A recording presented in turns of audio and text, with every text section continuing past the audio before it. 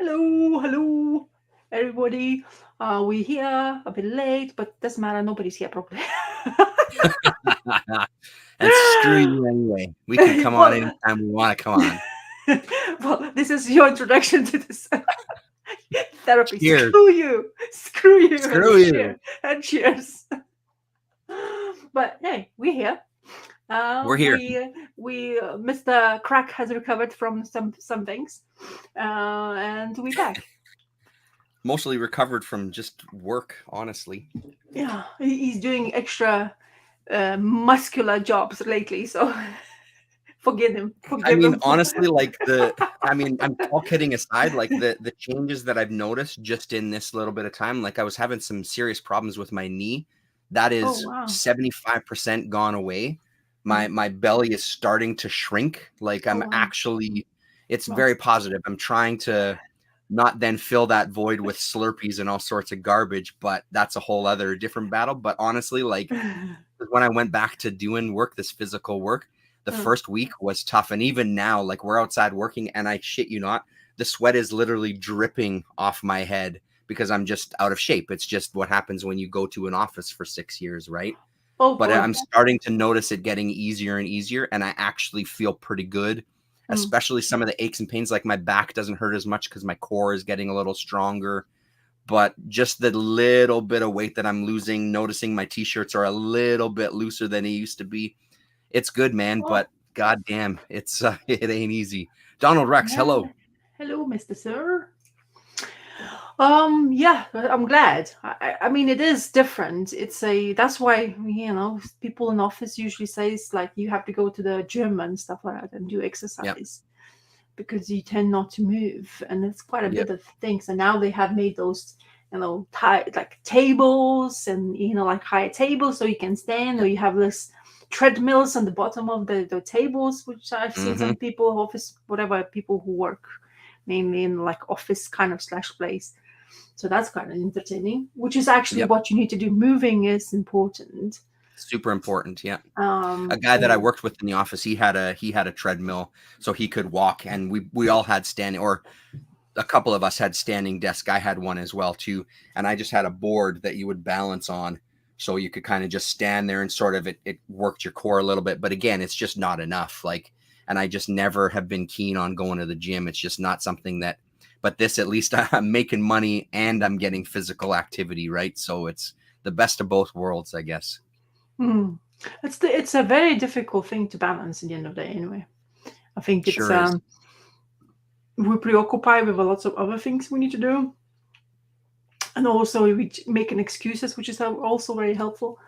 Hmm. And then yeah, because then like what like I was just like going for a walk. I remember I used to get out of breath, and now I don't, because like you have to keep it up. You have to remind yourself, dude, you need to stop doing this.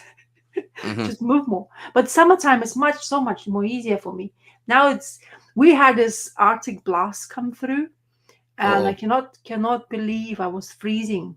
Like I am crazy, like, man. oh, it's a cruel reminder to what's to come. So And yeah, it's we only were September. yeah, we had what, 3 degrees at nighttime only? Oh, wow. Wow. Yeah, exactly. It's gonna hopefully come back, hopefully, but that's no, never know if the wind gonna blow in the right direction. But we've been Yep. swept away by winds. To be honest, it's like quite like never know, hail. There's like four seasons in like that typical four seasons weather kind of thing. When the Right. sun shines, nice and warm it feels. Then when the sun goes down or it clouds over, it's just absolutely like crazy. So yeah, we had to put on heating because honestly couldn't stand being in the house. It was that Wow. cold Wow. because damn, there was so much rain. It's still continuously forecasting this crazy downpour. So you like rains absolutely buckets. Like somebody Mhm. just like takes the bucket and just pours down. This is how much water comes through. Like this absolutely not something you want to be at or feel it, because it's Yeah, just right. as I say, cruel reminder of how horrible it's going to be and how cold, because we don't Right, yeah, have what's those coming. heats Yeah. like every other country seems to be experienced. Not this summer, definitely. My mom is complaining, she's fed up. But I know it's not gonna be when she's gonna have snow around every single time. She's like not gonna be happy about that. But anyway, it's Yeah. just weather. Yeah. September, I guess that's what you expect. I don't The other thing just on that topic is one of the guys that I'm working with, he's a know. few years older than me, and he's a Mhm. marathon runner, and Oh wow. he's in unbelievable shape. Like he is fit like a 30-year-old, you know what I mean? So that also helps push, because when it's me and him working together, he's got lots of energy. He's not huffing and puffing, but it keeps me kind of motivated. It's like, okay, I'm going to keep up to this guy. Fuck this guy. I'm keeping up to your ass. I don't give a shit. And I'm just like pouring buckets and huffing and puffing and working upstairs. And so, I mean, it also helps to have that kind of driving force of like, we have a task to do. We need to finish that task in X amount of time. Mm. And this guy can run circles around me on a daily basis. You know what I mean? So it really helps kind of keep me motivated and pushing me. So yeah, it's positive. Cool. I'm Yep. pretty glad though. I mean, it's that, they say that you hit the wall and you surpass it. Like when you start exercising, you hit that thing, but then when you surpass that one, it feels like, oh my God, yeah, like I'm feeling better now. I actually want more. Totally. So you Yep. have to get that level, but it's quite difficult, sometimes. Super difficult. Yeah. Yeah. Anything you watched? Have you watched something? You had time to watch something? I mean, haven't had tons of time, but me and the kids are starting to rewatch Samurai Jack from the beginning. So we Oh, watched, I you're think, actually 4 doing episodes that. now. Oh, Yeah, okay. but it's very slow going. That's like over a week and a half or something, right? We've only watched 4 episodes, but Doesn't matter. it's super fun to watch that again. Such Mm-hmm. a good show. My daughter hasn't seen the episodes. My son and I have seen it all, but it's Mm-hmm. nice to sit with the kids and watch that. But other than that, I haven't seen anything, I don't think. Oh, I watched the first 2 episodes of a show called Ripley. Mm-hmm. That's on, I think it's on Netflix, and it's new this year. I downloaded it, but it's there was a movie, The Talented Mr. Ripley, based on a book. I'd never seen the movie. I don't know the book. It's a fantastic show. 2 episodes in, black and white, takes place in Italy in like the 1960s. Oh wow. They had a singer come on who's singing a Mina Mazzini song, one of my favorite Italian singers. Oh wow. So right away, I'm like, motherfucker, this is a show for me. Super uncomfortable. The second episode was so uncomfortable because the main character is not a good person at all. And he has Oh what I think, I don't know for sure. It's my opinion on what his character is going to do. His yeah. character is going to do some really awful shit, and I can feel it. I don't know if I'm right, but I feel like he's going to do some bad shit. Mm. But it's a beautiful show. It's an interesting idea. Um, it did make me uncomfortable, kind of like the British. When I first saw the British Office, that Mm-hmm. show, as funny as it was, made me so uncomfortable that I had to literally stop it at times to walk away because I was so uneasy. This Mm. Ripley gives me some of those feelings every once in a while. It's Oh so wow. uncomfortable that I had to stop watching after 2 episodes. I had to take a break because I'm like, I don't know if I can do a third episode. Thank God I'm not high right now, because then I'd really be in a spiral. Like, it's so well done, but it has that underlying unease to it that I think comes across, for me anyway, really, Mm-hmm. really well. So, and hell, man, some fantastic music so far. So, yeah, Well, I've never heard, honestly. No, I think I've yeah. heard that what you just like in the moon. It sounds familiar names you mentioning, I but I think it don't was recall. Matt Damon that was in The Talented Mr. Ripley. I think that, and like I said, I haven't seen the movie, but I'm Mm. pretty sure it was him in it. Okay, Let's find out. yeah, go on. You find out instantly. Yeah, 1999. Yes, Oh, yeah, Matt Damon in it. So it's from 1999, and it looks like Gwyneth Paltrow, is that her name, is in it. So yeah, oh, I like that. and Jude Law was in it as well too. So I must have glanced on it, not or watched it, but don't recall it because sounds Mhm, the cast I would definitely go for. In mhm. that time, especially that May that years of me. I went even further back. I watched Ocean 11, the original one with Oh, Frank Sinatra amazing. and whatever those names are, whatever. Frank Sinatra is mainly like what I can recall. Some other guy, Yep. which I'm blanking his name off, the black hair sings a lot as well. quite an amazing cast, to be honest. And I watched it. I had a feeling I have not seen it, but Hmm. then when I finished it, like when you finish the whole movie, you watch the whole movie, and you're like, "Oh, that's really fantastic!" And then right at Hmm. the end, the last scene, you're like, "I've seen this movie." It's like on Yeah, the yeah, last yeah. scene, Yeah, right. that beautiful scene when they are about to win, and then the whole winning it goes up in the smoke, Yeah. and you're like, I "Oh yeah, I've love seen." I love those movies so much. Those are Yeah, really good movies. I like the way because now you can watch it like really like polished it up. It seems to be. I think they come out in Blu-rays. I presume now these days for Okay. people whoever collects them. I guess.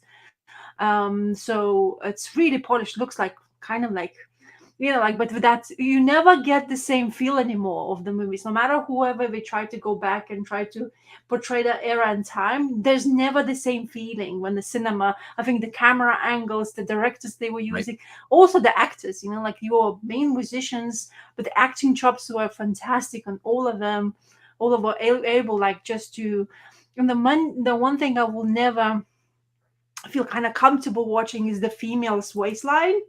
I mean, you can basically do this, and you probably can Yeah. go over circumference of the waist of the female, and that's just Yep. absolutely like, "Ugh, where's your rib cage, lady? Where's that rib Well, cage?" and the crazy thing to think about in that is Yeah, if that's what they look like on film, yeah. like I guarantee you, because I've seen some of these people in real life, they're even skinnier in real life.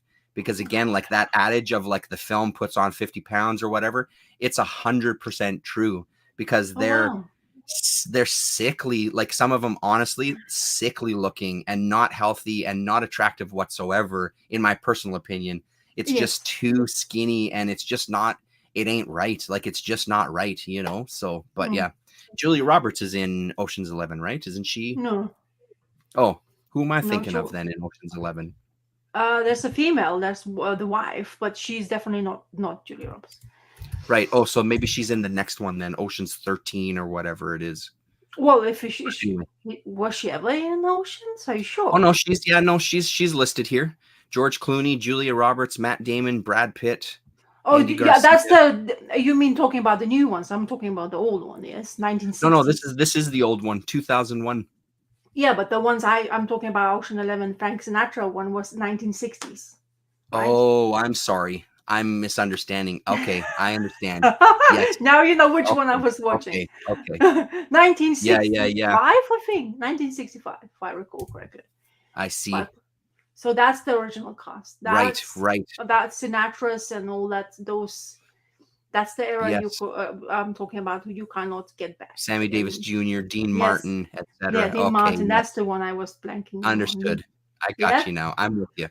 So I'm going backwards like really quite a lot. Also, I Right. watched once again. I think it's one of my favorite movies.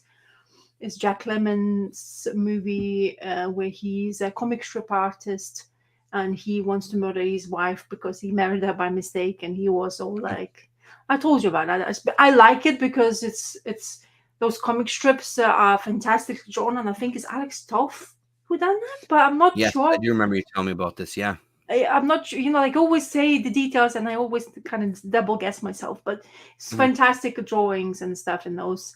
And it just basically like almost like those like how you so call them the cartoon like when they do like a cartoon movie they have those there's a name anyway, I'm blanking the name on that. Hello, Mr. Full of Hello, for Comics. the love of comics. How are you? Great video, by the way, just to give you your latest video is fantastic, so thank you very much for Yes. sharing. So yes, that I watched that, then I watched that How to Murder Your Wife, and Mhm. I want to watch Little Shop of Horrors. Now a question for you: can 6-year-old take Little Shop of Horrors, or is it no, no, no, no? I mean, it depends. Many things, it really depends on the kid. Like I remember some of the stuff that Lillian has seen, where Mm-hmm. I've told other people. I can't think of an example off the top of my head right now, but Yeah. that other people are like, no way, I could show my child that. It's like it really depends on the kid, honestly. Like, what Mm. can your child deal with versus what they can't? So yeah. Because he just lately we found a toy charity shop toy which basically is that plant, that plant from Little Shop of Horrors. Of course, a toy. So I was thinking, like, can you see it? Because they never. It's that era of the movie where it doesn't feel like it should be too scary, but I don't know how he's gonna react. But it would be something. Oh, thank you. That's It very is good. Yeah, compliment. that background light we talked about it before. It's really nice. Thank you. You want to have some sort of a bit of a shit around it, but um, at least Oh, I'm trying. Oh, it's the fan actually. Sometimes oh, when I it's see. hot, Yeah, but it's hot in here. yeah, yeah. So yeah, so I want kind of thinking because I really like Rick Moranis, isn't it? Is that's the name called? Yep, that's right. Yep. Yeah, so I really like him. I like the way the goofiness of an actor it is. So I really love. I just like him as an actor. So, but I'm really keen on the old stuff lately. I've Mhm. like I watched 60s and it was like fantastic. So I just have this knack for it lately. Also, Yeah. I mean I watched quite a few things to be honest. I watched Slow Horses Are Back for Oh, season yeah. Nice 4. season 4. Yeah. Yeah, and that is absolutely goddamn delicious to watch. My parents just we saw them yesterday. It was my mom's birthday yesterday, so we went there Oh, for dinner. congratulations to And mom. she they had started watching season 1 of Slow Horses. They're only like 2 Wow. episodes in, but they were talking about it. Have you seen it? And I'm like, oh, I've seen it. Yeah. And I said, apparently, my friend Rasa, who lives in the UK, she's up to speed on it and says it just gets better and better. So Yeah, yeah, they were dude. curious. They were curious. So They've heard this about it as well too. So this first season starts with something and we're like, no, you can't do this. So that's how good yeah, they build sometimes. You feel like surely the story is not going to get to that point already because it's just such a good spy element to yeah, that, and how bad they are and how infuriating it is, some of them, the way they behave, and you're like, oh, yeah, that's why you're in Slow Horses. yeah. Right. Do you know what I mean? Yo, Jackie, Jackio, hello. are How you are you? camped outside on a mountainside there, Jackio? Where are you at? Are you at home? Yeah, exactly. Are you in the mountain? How Yeah. is the reception? Do you have enough? Um, so yeah, that's fantastic. And now it's interesting because now we keep up. So I got 3 months of Apple for like £1.99. Okay. Because I always look for that kind of deals, and if you can find it somehow, it's always just splendid. Like you just can get it 3 months, and you pay pennies, so you can watch lots Yeah. of stuff. There's the new Brad Pitt and Clooney movie is gonna be on Apple TV as Yeah, well, there is. Yes, I saw the and trailer. I haven't watched the trailer, but I kind of look forward to them being in the movie again. So, Mhm. like I'm looking forward to watching that. So it's quite a few things exciting. Also, start watching BBC drama called Sherwood, Oh, okay. and it's a detective. Once again the typical kind of like a speciality of BBC, and it is based in Nottingham, where Robin Hood has what the tales of Robin Hood has been coming from. Yeah, But cool. it's based on loosely based on true story about miners, and a lot of things happened with miners in this country if you just explore a little bit of history. And it's loosely based on the time when Thatcher was in charge, and that's lots of things happened in the country, not in a good Yeah. way, but it's loosely Yeah. based on that, which with lots of things happening around it. But they basically picked that story, dissected it, and put together the way they felt like it's supposed to be. Very goodly, well made as well. Fantastic cast as well, so highly recommend it. Even though I was like looking at, for me it's very difficult to judge anything. Like you have those posters or the first things you see, whatever they how they advertise it, and none of it usually appeals. Even though I hear lots of like reviews, oh wow, I'm so excited about Sherwood, blah blah blah. But until you start watching yourself, you kind of realize what's your taste is all about. But it's never bad. Honestly, I felt that when you watch BBC, especially detective dramas, they have so many good actors that Right. they make the show. It's not Yeah. script can be quite loose in some ways, but if you have the right cast, it enhances the story. So I Makes a really whole like that. difference. Yeah. Yeah, so Right. I've been enjoying that a lot. So yeah, that's Cool. basically my kind of thing. Hmm. I haven't. Have you? Are you going to watch Beetlejuice? Are you a fan of Beetlejuice? We're big fans of Beetlejuice. Yeah, I mean, we're gonna see it for sure. Yeah, my daughter's Hmm. pretty excited about it too. I'm at home. The yellow jackets have gotten unusually thick and dangerous. Oh, geez, my Wow. last camp, I was stung 6 times. Not going back out until late October. Wow, wow. Ow. Yeah, Oh, oof. That sounds like something I don't know if I would even say I would come there this yeah. year. But I Six would. times, man. That's intense. Mm. So yeah, are you a fan of? You guys going to cinema to watch it, or you waiting? I don't know. We haven't decided. We'll probably go to the theater, but again, it just depends on time, right? Like with both Yeah, of us working, my wife is working. Her work week is Wednesday to Sunday. Her days off are Monday, Tuesday. My work week and is you work. Monday to Friday. So, and it sounds like this show might be adding days, so we might have another couple of weeks of work. So it just depends on all that Mm. kind of nonsense, right? Like, unfortunately, stupid work gets in the way of enjoying shit. You know what I mean? So, yeah. That's why. Well, that's why you want money. Yes. I know, but the thing is, if we had a society where we didn't need money, then we'd all be more free to enjoy our lives as opposed to fucking working all the time.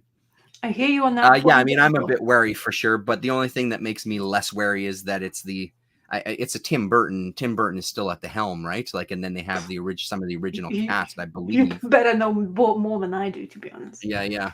Let's find Um, out. because I'm not sure. To be honest, I'm not sure how big of a fan of Beetlejuice I am because of that scary elements. I'm not really into scary too much. Like Little Shop of Horrors. When I remember watching it the first time, I think I wasn't really keen on it until I Yeah. later a little bit because I start enjoying it more. But I'm not sure. So I really like the cast though, and I think the cast what I would mean, draw.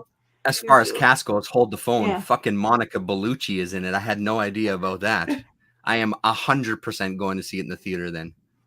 Oh, this Yeah, has director to. Tim Burton. Yeah, so it's still Tim Burton and Michael Keaton and Winona Ryder and Hmm. Jenna Ortega, also a Yeah. babe. So yeah, should be good. What was the last great Tim Burton movie you watched? I don't I know. mean, it's a good question. I don't know what the last one was. I've just seen the classics, like Mm. we've watched actually Lillian watched Coraline just the other week. Mm. I'm a huge Mm-hmm. fan of Nightmare Before Christmas. I don't know how many times I've seen that, but I love that. Yeah, But me too. as far as what's come out after, I couldn't honestly tell you even what he did. He did like From Hell, didn't he? That was Did a he? more later one, but yeah, I couldn't tell you I his watched it. filmography off the top of my head. I think I watched. I definitely watched that. Away from Burton has. Yes, he's fallen away. Burton has. Yeah, yeah. I guess he Mm. hasn't really been around as much. No. But anyway, so Beetlejuice is one thing on mind. I'm not really. I'm not sure. I'm not first going to watch in cinema somehow. Yeah. But I mean, I would like to sit down and watch, but sometimes it's very difficult lately to just even. Oh, Caroline was the Henry Zelekis, he believes. I cannot tell you either. The Uh, directors' names. Coraline was. Oh, okay. Henry Zellick. Okay. Yes, you're probably right about you're right about that. I'm wrong about that. Wasn't Oh, that was Coraline? Was it written? Was it a Neil Gaiman story or something? Then maybe don't I'm talk about it. confusing some people. So, talking about now, you just mentioned the name Neil Gaiman. Yep. So his Dead Boy Detective has have been cancelled because of his accusation. A lot Oh, of boo. a lot of his books or production in the movie or TV realm is cancelled due to that accusation. Hmm. So whatever you were thinking to look forward to from Neil Gaiman and future work or whatever they announced, absolutely indefinitely got cancelled. So does that mean we're not going to get any more Sandman TV show then too? I presume so because that's how they did with the Dead Boy Detectives wasn't. I watched it, but I haven't finished it. It wasn't bad show whatsoever. It Hmm. needed a bit more to you get into it. It didn't like wow me straight away from that. Right. But they cancelled straight away, so I presume they're going to do that to everything, which is kind of upsetting because I was really Oh, looking man. forward to Sandman series. I was really looking forward to Sandman in a big way because we loved, and that was one of those shows that the whole Mm. family was really enjoying. Even my wife, who again doesn't really give a shit about comics, to be Yeah. honest. Um, but Oh, she loved that first season. Sandman is well, there still you up in go. the air, but Good Omens 3 is canceled. Yep. A lot of it's been announced slowly about his stuff. So, yeah, it's not Yeah, not not very good as if you're a fan of game. for And I sure. think there was something else he was doing. I think even production for his collected stuff, like graphic novels or something. I think that's gone in the wayside as well. So I think it's everything going down. So the man's whatever happens, we don't know for. I don't know any details. No, I'm looking for the details. But sad from I the know some of the collect. details, but I haven't dug really, really deep. So from comic point of view, I'm just upset. Like as a fan of work he does, what Yeah, he is as a human, I'm kind of on the wayside. It's always like that. Like kind of. I try to enjoy the body work, but like by supporting it, it's just such a rapid hole in you start thinking about it, it really is. and Yeah. so sometimes I just don't want to touch the subject really. Honestly, I mean, actually, in the bad way, I was like, not in the bad way, but in a cheeky way. I thought, when is this hardback omnibus of Sandman yeah, gonna go down in price? yeah, exactly. That's literally what I was just gonna say. I was gonna say the exact same thing. So that mean all of the Sandman stuff is gonna get cheaper because everybody's gonna be offloading it. But Yes, I honestly can tell you this. The leather bound Sandman omnibuses is probably the one thing I always think about as an omnibus would be absolutely fantastic to have on the shelves. Not right. only that's a good story, but it's the way it's created and the way it's been produced. Like I know it's 3 of the volumes and they're hefty price, but I was Hmm. kind of like badly thinking it's like shit. So maybe we're gonna reduce in price. Hmm. But it's a very bad way. I mean, it's a bit cheeky way of thinking about that, but we all It humans. is, but I mean, it also illustrates how difficult all of this stuff is. And again, like I'm a Mm, huge fan of music and a huge fan of some music in genres that have produced some very horrible people. And admittedly, like myself admitting, like I'm a big fan of some black metal music. Some of those mm. motherfuckers have literally murdered other people. You know what I mean? Like not like accused of, like gone to jail for murdering people, Yeah. setting churches on fire. I still enjoy the music. You know what I mean? It's such a difficult conversation to have because I can absolutely understand why Yeah. people would not want anything to do with those people. I totally get it. I completely accept that. But for me personally, art versus the artist, it's always a bit of a thing. And then it also comes to play with accusations versus what they've actually done. It's always a tricky thing, especially since that Ed Piskor stuff that happened, like accusations versus what is concrete and what kind of gets out there on the internet as fact when it's accusations from one side versus it's just such a muddy area that I think is really difficult to navigate and have a conversation about. It's very, Mm, very difficult because I completely understand the people that just want to write those people off. I totally get it. I may mm. not 100% agree with it, but I totally understand it. Was the So same yeah, it's thing. difficult. The same thing happening now with just like Linkin Park coming back. They have a new lady in front of the mic, has fantastic voice, but she's already been labeled as first of all Scientologist, but she isn't. She was born into Scientology, and then Right? she's was a friend of the '70s guy who got accused, remember, and jailed. I don't know if you knew The those 70s news. show actor? Yeah, the Matthews, is that the I guy's do. name? Yeah, I know who you're talking about. I can't remember his name. I know who you're talking about though. Yeah. Yeah, the curly Yeah. ginger guy. So Yeah. he's in jail, and she's a friend apparently. And she was Right. asked by another friend to go in the court to sit down until she actually found out what he actually done. So she wasn't aware of it. So her, not only going into a band which absolutely loved by hundreds of millions of people, especially going as a front lady for the guy who nobody thinks can be replaced, and then you Right. have that thing going on top of that. So it's kind of like crazy how much people think of just an idea or a heard of something, or you misjudge or you make a mistake or you try Or to support guilt by somebody. association. Who the Yes, fuck or cares who she's friends with? But Like get it's the a, like that but, one. That but one's that's an what you, easy one for me. That one's yeah, easy. That's go fuck yourself. You're friends with somebody, yeah. so therefore you're Yeah. not But acceptable either. Go what fuck I'm yourself. trying to That's say is there's a lots of people to blame for no matter right. what you do, you're not gonna please a lot of people, especially if you are limelight, like that's the big Yeah, right. thing, like Well, and also there's the conversation to be had too about like what it's like to exist within that mainstream mm, culture, right? Like there's certain things within that that yeah. is going to be just on it. Like it's like complaining that you got canceled as an actor from a Disney production because of your Mm, behavior. Well, is that a surprise to you? Disney is a brand. Disney yeah. is, as much as you may like or dislike them is irrelevant. They are a brand, and of course they're only going to want certain Mm, people associated with their brand. mm, That's what happens when you dig into the mainstream. That's what happens when you swim in that pond with those people. You gotta play the straight and narrow, otherwise you're mm. out, right? So like what Yeah. happened to what's her name in The Mandalorian, got canceled for things that she said online. And Oh that was a yeah, the shock big to one. people. Why was that a shock to people? She's on a Disney show, for fuck's sake. Of course they're not going to tolerate that stuff. Whether Yes. she's right or wrong is irrelevant. It's just Yeah. that she was associated with a Disney product and then said things that she said.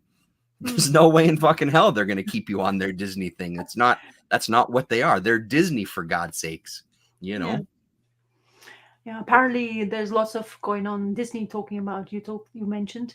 They saying that lots of TV shows are not going to be coming out, but there are lots of cancellations now. There is the Blade, which has been up in and out of production, or whatever happens to it. Apparently, it might be even cancelled. There's a rumor on that, so that's not going to be something. I'm not Right. sure. I was looking forward to seeing it finally, maybe, but seeing Wesley Snipes in Deadpool movie, which is spoiler alert if you haven't watched it. It's Mhm. absolutely fantastic to see him on the screen, and you only associating him for that role. So maybe it's a Yeah, good yeah. thing. I don't know, but hey, we'll see what's gonna happen. I'm not really mad about Robert Downey Jr. being in Doctor Doom. To be Yeah, quite right. honest with you, Well, I I'm mean, okay. the other I'm side of that is okay. why would you get mad about that? There's so much other things going on in the world to get mad Yeah, about. Who cares if Robert Downey Jr. is Doom? yeah, but it's like there's so much more out there. Pick up Yeah, something new, refresh your sure. roster. You have a Sure, but like, again, you're dealing with these companies that are yeah, banking on stuff. Like they're not going to do that. Mainstream isn't going to take chances. They're there for the how surefire dare hit. they? They're there to make money. They're not there Yeah, to take yeah. chances. That's not how they exist. It's always such a No, insane conversation for me. no. Like, Sorry, my phone oh is god, going to for swimmers. mainstream isn't there to. They don't exist to take chances. They're there to have the surefire bet. Robert Downey Jr. is a surefire bet. So yeah. I am gonna be a bit. I need a paper, some tissue. Okay, give me one Did you? moment. Oh yeah. Okay. I spilled In the stuff. meantime, I'll keep railing on about this. Oh, That my way feet! you're off your Shut phone. up! No, No, I'm just don't kidding. do this. I won't. Sorry. But honestly, like that is something that never ceases to amaze me of people getting upset about what the mainstream kind of entertainment chooses to do or not to do. It doesn't matter what you think of it. The mainstream is there to make money, and they're going to do the things that they think are going to make them the most money. And sometimes it'll work, sometimes it won't work, but it's really hard to exist within that and and not have that affect you in some way. You're working for Disney, you're going to have to mind your P's and Q's, and there's going to be things that you can say and things you can't say, whether you like it or not. That's when you make a deal with the devil. That's what you enter into, So are Well, you okay? Did everything all right? Did you fry your computer? well, no. Well, you see me still here, so no, that means it's Good. okay. Yeah. But I already swimming in my own juice, drinking. Drink, you mean? No, Right. I can't even speak properly anymore. Anyway, on that note, do you want to Yeah. speak off and say what you read? Something, maybe? Sure. You Are you mean you ready? don't want to talk about Disney some more? Come on. Oh, come on. I'm having deja. What did I read? Yeah, I know we were talking about some of that this afternoon. Hey, Yeah. let's start with this one. Which one? I'm still reading. It's okay. We understand the time Yeah, no, difference. you should sleep for sure. I'm still reading Zatanna, Oh, and this really? is book number 3, and And it's still really, really good. I'm enjoying this way more than I thought I was going to, and it's 99% because of the fucking gorgeous art and coloring. it's such a cool book. Like, look at this. yeah. It's Oh, I'll so try. much fun for like a mainstream DC Oh, I'll look at comic that. that I just didn't really know Oh, would be any good. Like, look at this panel here. It's amazing stuff. So, um, remind us who's the artist again? So, me and Kimmy. so it is the written by Mariko Tamaki, drawn Yes. and colored by Javier Rodriguez, Yes, are the Rodriguez. There you creators go. there. He's done quite a bit of, I think, if I'm correct, Marvel work as well. He has, and I based on this, I would like to see some more of it, because I just really love this book, and we're still dealing with the idea of Zatanna thinks that she does tricks, she doesn't do magic, but she has this inherent ability to create, to do magic in a big, she's very powerful when it comes to magic, and Yeah, she's yes. really trying to suppress that. Is And she? then through the story, she's starting to come to terms with her abilities and what she's done in her past. Oh, Again, like, she oh did yeah. some horrible shit in her past that she's trying to bury. Can I ask you something? Sure, yeah. Why DC has no clue about Black Label to what Black Label is? Because I don't think they put Black Label on any book they feel like doing. It seems to be, or whatever. It's like, oh yeah, it's not part of the universe, so we just put Black Label, because I thought Black Label was supposed to be not for kids. Right. Do you know what I mean? Would you say this Yeah. book is not for kids? No, I'd say you could read this with kid. I'd say this is very kid friendly. There hasn't been anything Yeah. in here so far that's been very intense. But again, like we were talking about earlier with what kind of movies you show your kids, Yeah. sometimes there's a perspective that's lost of, like, it may look a certain way to us as adults, but it looks completely different to kids. True. That said, though, I really don't think that there's anything intense in here. I think maybe in this case, maybe it's an alternative, because I don't want to do any. Actually, I won't even show you that last page because that's a big spoiler as well too. I won't kind of tell you where it's come from in any explicit detail either, because I do feel like there's some stuff that they talk about in here that is maybe not what the character is in kind of like the DC proper universe. Yeah. But it's such a great series, man. Like, and it's only 3 issues in, and I've really just genuinely enjoyed every single issue. It's got some, the usual, like, it's not cheap, but what is it at $5.99? It's got a good cover stock. It's not like the Marvel cover stock that's basically the interior pages that people talk about. It's just gorgeous art, man. Even if the story isn't horrible, it's not mind-blowing, but it's just it's just a fun book. It's really just a fun book, and I'm so glad that I gave it a chance, and I'm sticking with it. So, yeah. Hello off my shelves. Nice to see you here. And yeah, we talk films and demanding. So we're saying change that color for you. It's mine, which you. Yeah. And I mean, I think that's a big thing, right? Like, it's this idea of ownership of your youth and not understanding that all of this stuff is a product, and it's merchandising, and it's tied into so many other things, that it's not necessarily about like retaining some sort of magic that was there when you were a kid. Because I would argue that I think it's pretty damn difficult to kind of retain that magic that you experienced as a kid. Near impossible to kind of recreate that into something that appealed to me when I was 12 is not going to appeal to me the same way when I'm 51. You know what I mean? It's just not going to happen. As opposed to, and the only thing you'd be able to do is just recreate that almost exactly to sort of give me that nostalgic sense. But it's ridiculous to think other than that. Yeah, I agree with you about that. But I just think in the way they started it with this Black Label, the first products we got on Black Label was, don't forget, the Winky Batman thingy. You don't really want to do, yeah, to your Batcock. Yeah, exactly, that one. And then afterwards they produced a reprint, and it was censored. But yeah, it's definitely not nowhere close to Vertigo, and will probably never be, and there shouldn't be in Yeah. comparison to that. But the No, not way even they close. started, it kind of gave the idea of people who are thinking they're gonna go elseworlds, yes, but with a bit more tinge to being more adult stuff related work, which just comes from DC, but seems to be that's not the case anymore. No. So I feel like their excuse to try to create stuff that is mm, not following the Bible of the character, but that's all. And sometimes it just seems to be, from the little bit that I've read, because I haven't read a ton of it, it yeah, seems to be just like even a half step away from the DC proper title, you know. yeah, Just yeah, I mean, I guess I'm glad they're doing it because they're giving people like this a chance to create something, yeah. which maybe they wouldn't have a chance to do a story in DC proper with a character like this, right? So, I don't know, but why DC has this thing with Zatanna? Zatanna is a fantastic character to have, magic mhm, wise, everything. She has all the chops, like sex appeal, all those fishnets every male or teenager has go crazy about. So surely mhm, that would be a selling point. But it seems to be nobody's caring enough to dissect the character or give a.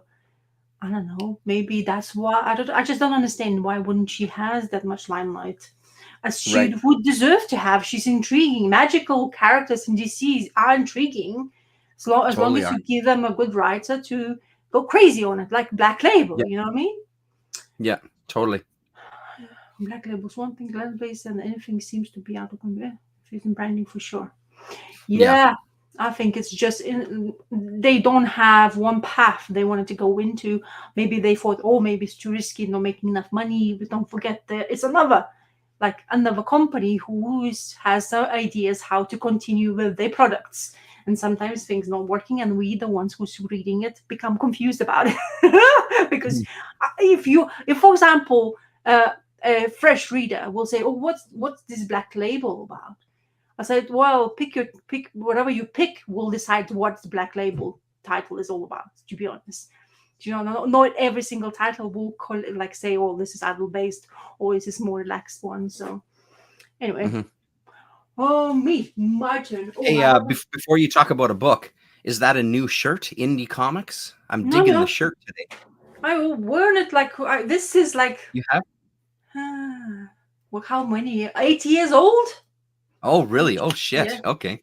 So this is the one of the YouTubers, Kevin Cross, actually, who is has Ah, his own okay. channel, and he was doing this, and I purchased it. So one of the t-shirts, yeah. Huh. Um, What a great idea. Like that's a fantastic. I really like it. I like the color on it too. Like the yellow and black is freaking it's amazing. one of the best production t-shirts actually owned when it comes Yeah, to wow. printed t-shirt. This one Yeah, is, as I say, 8 years old, and it still has all the color, and it's really well done. So looks I'm brand new. really Yeah, it happy, looks brand new. and supporting a guy doing work. Killer. Yeah. Um, I am okay. I'm going to mention something which I have not finished yet. Oh, Mr. Hallemaus, hello. Hello. I started reading it because I didn't. I've been reading quite a lot, so I've been jumping around through things because I was finally getting hold of some of the books from my comic guy or my pull list, but also library comes into fruition. But I've seen all this Scott Snyder talk Mm, of him doing new Batman series. I guess the name is always pops in somehow. So my library locally had this as a new thing. So is Scott Snyder clear for Francis Manapul? Apparently, this one was a Comixology Originals book. So I guess it came out in when the Comixology was there still, which it isn't now. When this was published, this collected. Yes, yes, yes. Where are you? 2023. So I read the first issue of it, and I'm very intrigued. I'm liking Snyder's work. I like his writing the way he does. He has Francis Manapul on art on this. I have not finished the story yet, but this is a time which is based in 2052, where people have, everything's kind of falling apart when it comes to all sorts of like the earth, the the weather, surroundings, the wars, and all that stuff. And it seems to be another thing to kind of escape that. They producing a thing called the veil, where you purchase it, and whatever, basically when you have it with you, you see whatever you kind of you want to see. So you purchase kind of like, let's say I want to feel like I'm in 1950s, and everything is basically, when you put it on, you see that only. So your people's faces change, the surroundings change, even though where you are at is kind of can be desolate and nothing in existence.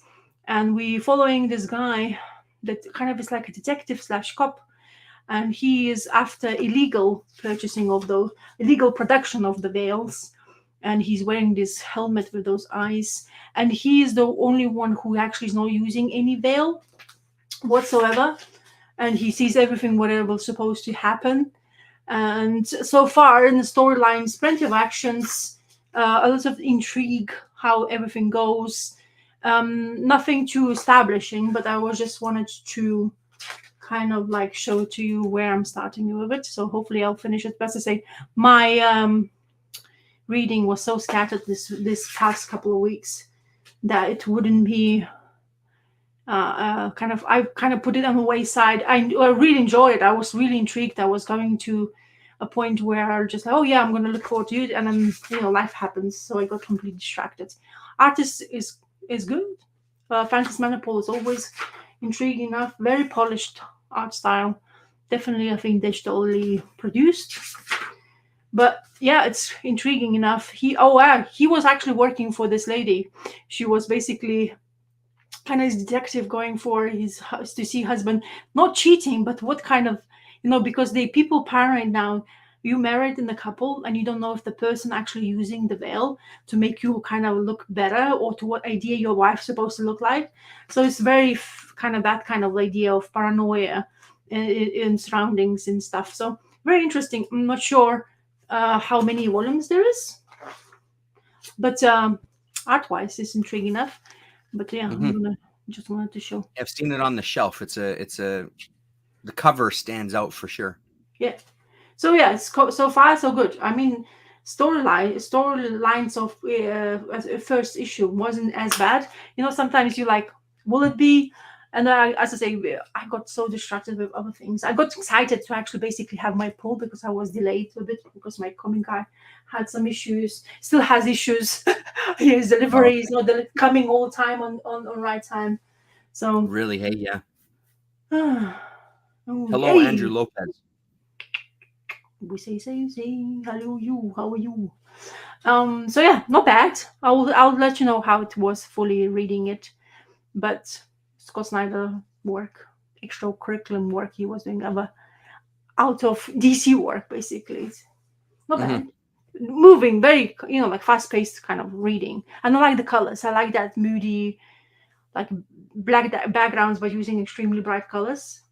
I think Hmm. that makes it more intriguing. Like it has that neon light effect, which is Right. really helps in the dark moments, especially on like African American face. Ooh, if you've seen a painting, somebody painted African American in the dark with Hmm. bright lights shining on their face, and if you do it correctly, it's absolutely stunning to look at. Yeah. It's Yeah. like you Yeah. don't need to, those, like those covers we were doing with the Yeah. Yeah. Yeah. The blue black light, lights. Yeah. yeah, Yeah. black light or blue, yeah. So basically, that's kind of effect I really enjoy. Right. Mm. Your turn. Um, I mean, probably one we can both talk about. Yeah. Did you read this one? Hello, Will. Hello, Yes. Will.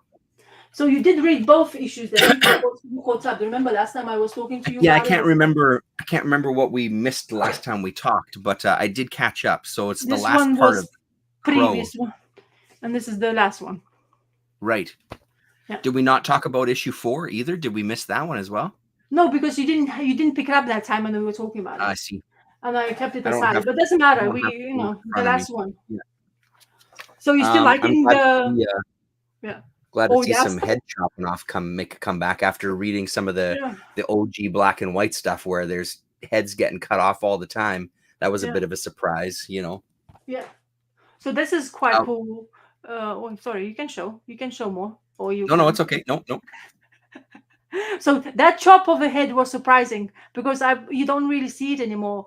That kind of Yeah, graphic chopping, because usually you have that skull floating balloon and there you go, yeah, just that. which is a Yeah, sign of death. So, yeah. um, but so are you still enjoying the colored Usagi? I do. And Yeah. I was gonna say the thing that really sold me on this, that I felt like, so for those who don't know, I recently got the first Vantagraphics volume, and I was reading them with my daughter. So it's the first Yosagi Yojimbo stuff collected into an edition. And Mm-hmm. I was completely enamored with it. As much as I enjoy the new stuff, I was Mm-hmm. completely enamored with it.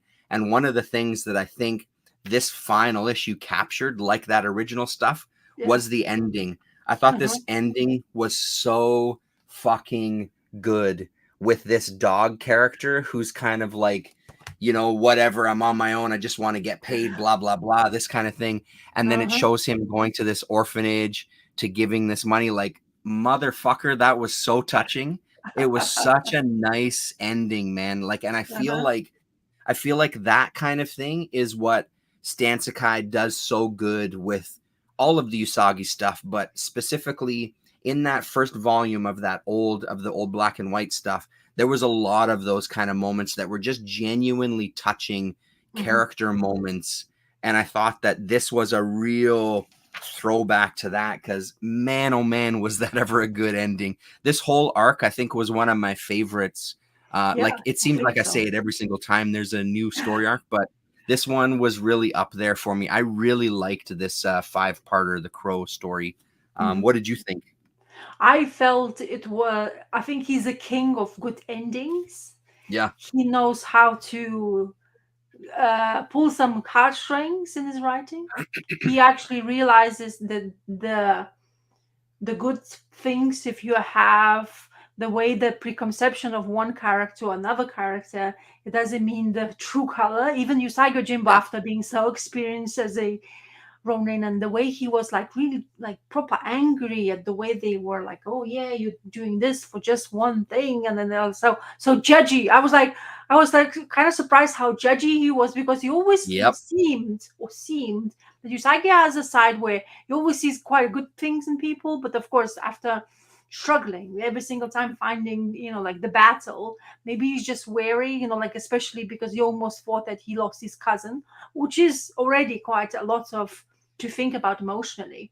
But I think that prologue or whatever the extra material we had, I think it just so amplified the story to at the end. And it's always that's why Stan Sakai is so interesting to read Usagi Yojimbo, because it always rewards you at the end, teaches you yep, something.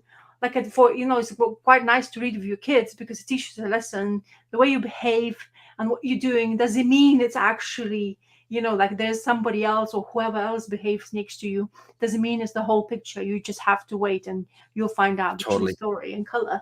And I think he is really good at that.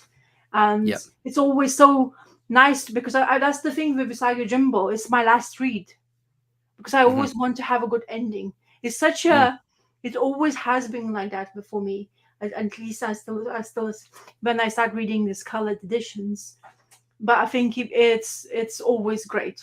So I always like, okay, I read the last. So if everything was so bad, Usagi Jimbo will basically lift my spirits up. So which hmm he always And it's a does. good point you make. Like, it didn't really sink in till you said it. Like, Usagi even writes him off in that, and this idea of like Yeah. the face that you show people in the world versus the face of the person that you actually are, like Yeah. these multiple parts of your personality. Because Mm. Usagi Yojimbo at the end, he writes him off as like, look at you, you're so greedy. I can't remember his exact words, but Stray dog, it it's no calls wonder they him. call you stray dog. You're Yeah. alone. No one cares for you because you don't care for anyone but yourself. So take your reward and get out of my sight. And it's Uh, like, well, there you go. You don't know what the hell you're talking about. Yeah, he's a great character, and that really sold me on him for sure. Really, really good, man. And you're totally right about like these kind of lessons mm, that you can get from some of these sometimes, and especially more impactful. Like I said, reading that volume with, she's super excited about it, by the way. Just on a quick aside, I've Wow. got 2 more volumes coming to me because I made an order to Lone Star using Oh, using my credit and a little bit more. So I got 2 more volumes coming. She's I see. excited to read them. She can't wait to kind of see what's next, you know. Yeah. So it's going to be super fun to sit with her and read those together. But I Yeah. mean, it's part of the experience, right? It's Yeah. having these sort of like moments with these characters where they feel a little more. I love it when some of these comics can kind of talk about things that are happening in the real world, but talk about them in a very, I don't know, just a very nonchalant kind of way. Like that idea is important now. Mm. Like just because someone says one thing doesn't mean that that's who they are at their core. I don't know who the hell they are. Their voices online or they're this, that, and the other Yeah. thing, people you work with, Exactly. you're not seeing their whole personality, right? Like that's an important lesson, man. Mm, exactly. So yeah, it's always winning. So I'm looking Yeah. forward to next one. They coming out with the beautiful limited edition hardcover apparently. So if you Mm, guys on the hardcovers, apparently it's limited. I don't know why, but soft covers have there's also comes out with that. Oh, mhm. me and my two daughters went through Fantagraphics. Oh, Dark Horse, Oh, Usagi amazing. during and after lockdown. That's so cool. Oh, oh, really good. Good choice for picking that to read, especially in that kind of If you're time. if you're comfortable saying, how old are your daughters? Yeah, would be interesting to see what. Yeah, to gauge what who is interested in. Um, have you read that? No, because yeah. Anyway, that's a whole other aside. My frustrations with my comic shop. Okay. No, I don't. I don't have it, so I haven't read Yeah. it. No, unfortunately.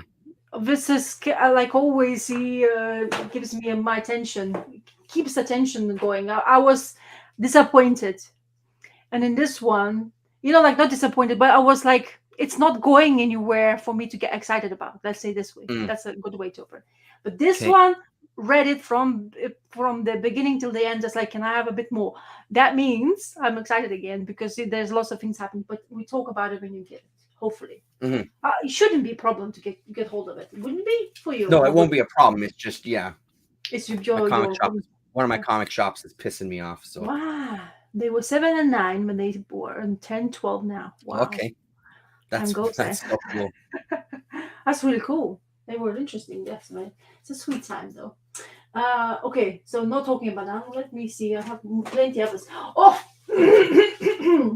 I have. Seems to be a problem with this. Oh Turtles number 2. You didn't get hold of that either. no, I It just didn't. came No. out this week. This came out this week. Oh, it did. Okay, okay, perfect. Okay, Because I so haven't been there this week. That's I am why then. surprised. I got this because this came out, so I wanted to read it straight away. I can't wait. So I I asked them can't to wait deliver it either. for me. But I have problem with this. I don't know if Oh I no, like Jason Aaron's writing, to be honest.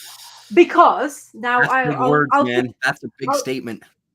well, it's not because I don't like his writing, but I don't like Yep. this so far what he's presenting us to us. Okay.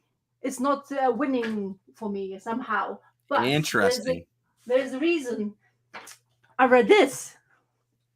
So I Oh I yeah. never pick up a stray other ones of a Turtles universe, but because I read this free comic book day, I wanted to, okay, why not? I'll pick the first issue to see how it. Hmm.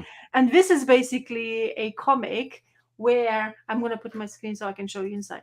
Yep. Where it basically reminds me of a IDW series from previous creators, in a way that it doesn't feel like I needed to like I need something, like they wanted something refreshing. It is refreshing because of the character and who is behind the mask. We don't know, but now I know because I read this issue. But also, it has the same feeling to what I was reading before. It has the same characters also, which I was questioning where she's at. Well, now I'm going to spoil it. It's quite difficult to say. But anyway, so this is Yeah, no, Junie don't worry Barn. about spoilers. I would say, Um, and fair warning to anybody watching: spoilers. Yeah. So Junie Ba's writing and Thero Pei is on art. So Nightwatch's Free Comic Book Day was introducing to this character, and the way it's written to introduce to her well, yeah, here you go, I'm spoiling it now. So it's quite fast paced. There's nothing to it, but it has this 9 panel grid where basically they're having interviews and they discussing why this vigilante is now back because of what happened in 150 issues prior to that, is that Hmm. turtles disbanded. Yeah, they all around the world, they never together anymore, and New York still has mutants. New York still has to deal with them, and the one turtle was behind.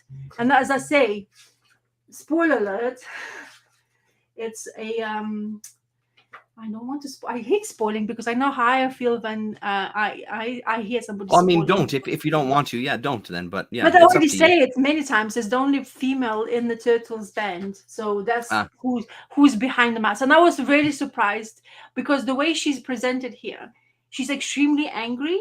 She is very aggressive. She doesn't pull the punches. She's not even second guessing herself.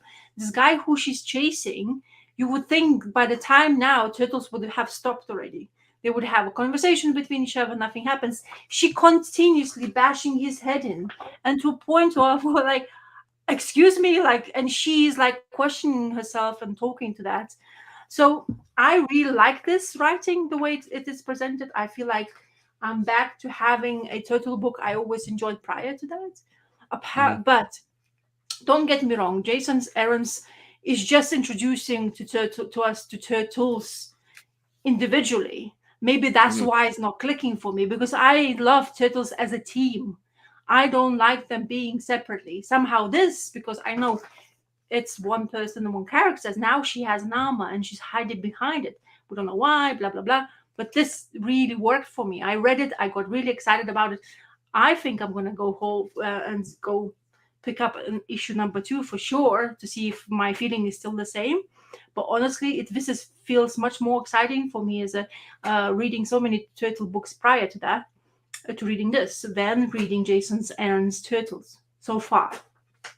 I think my problem is I feel like the art is a bit too rushed in Mm. each. This one is Raphael Albuquerque, Hmm. Can you and expand yourself and let's yeah, see? Take a peek. I'll show you. It's not look, it's not bad art, and I like Hmm. Albuquerque's work, but I feel like there's not enough attention given to this turtles individually, because Right. I think you have the whole issue to work on them, and I thought they want to like do their best as damn thing on the pages.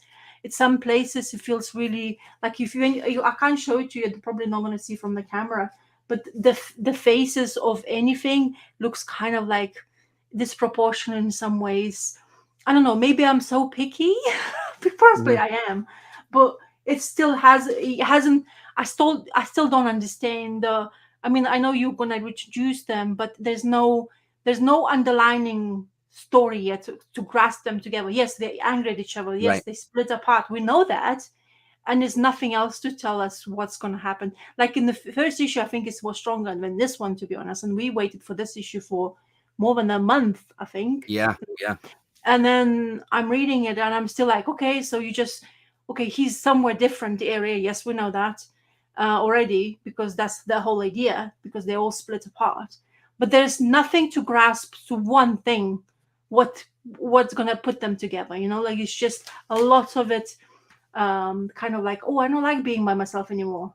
Or my brothers are so judgy because it's Michelangelo doing his own thing. Finally, he's the youngest brother of them all. Yes, always been saying like, oh, you take things seriously. He's the happy guy. Yeah, he's the guy who likes like pizzas and all that stuff.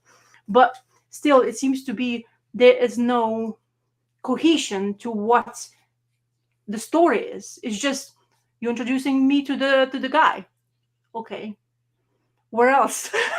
So like, kind of thing. So I was thinking, you do introduce us, you give them individual story, but there's Yeah. one story which picks them all together. What's going to pick them all together? Are we going to find out that in issue 4 of the last turtle? But that's how I feel like, I'm not getting it.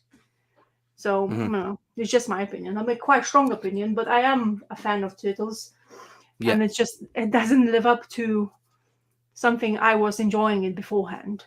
You Right. know, And I mean, I would agree with you from seeing those pages, that art doesn't appeal to me either in the slightest. yes, Like, it actually is a bit of a turn off on some of those pages, yeah. I'm There's still going to this, get it. Just yeah, let that be known. But that art yeah. definitely is not appealing. There's this panels here, like this panel here. It's like his face gone squished completely, Right. or his hair skewed out of proportion. Turtles aren't as complicated as a facial expressions to draw. Maybe as I say, I'm picky, but maybe I think they won't. You should be more excited about having an ability to draw Turtle Book first of all, because it Hmm. has such a history. It has such a following of the people who wants to actually be excited about what new beginning of the turtles. But so far, as one of them, it's not winning me. I'm still picking it up because I'm still want to know what's this Jason's Aaron's idea, where he's going to Hmm. take them. Whereas this Night Watcher, I already know what it's all about. Right. See, easy. One first issue, I already know what's the turtles about, where she's at. With those interviews of the people, I know the surrounding area, how she's going to have to deal with it. Nobody likes this Night Watcher, or like because she's brutal, honestly. So I Hmm. already know I have idea already. But those two issues, I still don't. It's Right. just telling me, oh, this is his idea, what he's doing it now, while it's not with his brothers. Like I'm watching now a Turtles TV show based on that Hmm. animated movie. It's coming, Hmm. and those have fantastic stories already. Hmm. So it's like, oh, okay, I want kind of similar in my comic books. Like, Yeah. not Yeah. saying that Yeah. I want to be as excited because it's intriguing storylines. It gives you more out of it. So I Hmm. want to see when you read it because it's a different point of view. Well, And and I it's, also think like it's tough when you start doing this kind of thing, like when yeah, you take like a property or character or whatever it is, yeah, and you start separating it on multiple, like, so like multiple comic titles. There's a yeah, movie out, there's a TV show out, there's all these yes, different, it gets really hard to, it feels like you start fishing at some point where you're starting to fish for a niche audience for this thing, and I want an audience for this one, and I want it, where mm, it does get a little separated. I mean, I have faith in Jason Aaron as a writer enough that I'm definitely willing to stick with it. But I mm, mean, like you're saying, I don't disagree with anything you're saying. It doesn't, all the things you're saying are true about that one. It just doesn't seem appealing. And that idea of, yeah, I don't know. I think like he's trying to explore, just reading the first issue. We need to know a little bit about where each of these characters are before they come together. I can understand yeah, tackling the story like that. Like, we'll give you one issue where you can see where each of them are currently. And then, like you said, once the fourth one is done, then we're going to bring them together. And then we're going to kind of continue, mm, instead of doing it like, because the other idea is you could jump to, they're all reunited, and then throughout the series we get glimpses of where they've each come from and the struggles that they've had, which is one way to tackle it. But yeah, I'm very curious to see, and I think it's the thing we've said since the beginning, that we're just curious to see what the hell he's going to do with it, because yeah, he doesn't seem to me like a first choice for a writer for that book. But they've given it to him, so let's see what he can do. It made me more interested to check them out, that's for mm, sure, um, than maybe I was before that, right? mm. But yeah, I mean, yeah, I'm curious. Yeah, we'll see. Well, no, another thing is there is somebody's like the first you read Turtle when he's in the prison. So he is Yeah, in the prison because he was working for somebody, but then somebody got right. and he's now alone. Yes, but then there's this boss somewhere. Something I think that's the hint was on this issue. Right at the end, it was something. This ninja who's basically trying to go after him. You saw it, and he's hallucinating because he basically things happening to him while he's in the fight. But there's not enough hint for you to basically to tell us, oh, there's something really bad happening behind that. Not just because they're Mm, gonna do ninja stuff, it's because there's really some things going on behind the curtains. Because that's how you entice us to go back to go to another issue and see what's gonna happen next. Because that's how how the story at the end of it goes. But at the moment, yeah, it's right. not enough for me. Yeah, yeah. Luckily, the total starts by so yes, yeah, one bad thing, two bad Well, and movies. that's Oh the yeah, thing. Yeah. yeah, And that's and the then thing with some of these characters that have been around forever. They're going to have their ebbs and flows. They're going to have their yeah, peaks and valleys. as they throw the characters to different creators, they're gonna just naturally, things are gonna work. Like this Raphael Albuquerque maybe just ultimately wasn't the best pairing. It's just not a book that he feels a certain way about, that he can bring something to, you know, and that's gonna happen, I think, no matter what you're dealing with. I mean, look at Batman. How long has that been around? And there's ebbs and flows, you know, throughout the entire existence, right? Where some Yeah. peaks of incredible storytelling and some that's just fucking bland and boring as shit, you know. There's lots of going on here, but as I say, I just really want. I thought that in this second issue I'll have at least a inkling idea how they are they gonna go together, or we just gonna disband them now and we're gonna go this way. Because at the end of the day, Turtles as a group is always dynamic. The fighting, the bickering between two of them, but four of them. Yeah. One is goes straight away for everything, like Raphael. You know, fight first, think later. Another one Yeah, right. overthinks. Yeah, Another yeah, one is yeah. too laid back, and another one a public pleaser. Yeah, like dad pleaser first of all. And I miss Splinter. That's another thing. I was looking. Okay, now you stop it. Now you're gonna maybe Splinter's gonna be back, but we'll see. You haven't seen it yet, but you know, Yeah. like as a reader of Turtles, that's what you're hoping. Kind of a new writer, maybe that's gonna be what's happened to Splinter. How are you gonna take him? Because at the end of the day, he's still a character you can use, and also they have so many characters now. And I Yeah. heard other things about So talking many. about Turtles. Too many they have. They introduced like so Sophie Campbell's run was where there's so many of them. You know, they because of situations what happened, extra mutants became like it became a mutant town. There is a section of New York had to be chopped off basically, or put the wall between them because there's too many of them. So and they were saying, well, that's the problem. There's too many of them. And how you know, the turtles are forgotten now, kind of thing. There's other characters you have to take care of, or maybe it's Right. because of that they change and say, okay, maybe we should have to stop there and then you refresh yourself, kind of thing. You know. Yeah, yeah, yeah. And, yeah. Yeah, I mean, it's always tricky when characters become a property as Yeah. opposed to characters and stories, right? Like Yes. where they're trying to make a transition to it being a property where they want to ensure its longevity and try to introduce things because they want to have spin-offs and Yeah. toys and et cetera, right? Like it's difficult. It's a Mm. difficult road to kind of Mm. deal with. Um, Your turn. Something totally different. Go on. Hate Revisited, Oh. issue number 3. Mm-hmm. Good. Still so good. The first one was definitely just a one-off as far as not quite being there. This one is back to being like issue number 2. This is back to really being engaging. We're getting introduced to Lisa again, and we're looking at it. Starts off with a flashback story with Buddy and Lisa, his sister, and what their relationship was like. He also does this piece, Stretch Pants is a trans maniac, which it continues on the inside back cover. And I'm a little surprised that this was kind of produced in this comic. You can see Oh here my the god. giant I didn't see it till ending you and someone and this the Stretch Pants dealing with a small peen and what he can bring to their relationship.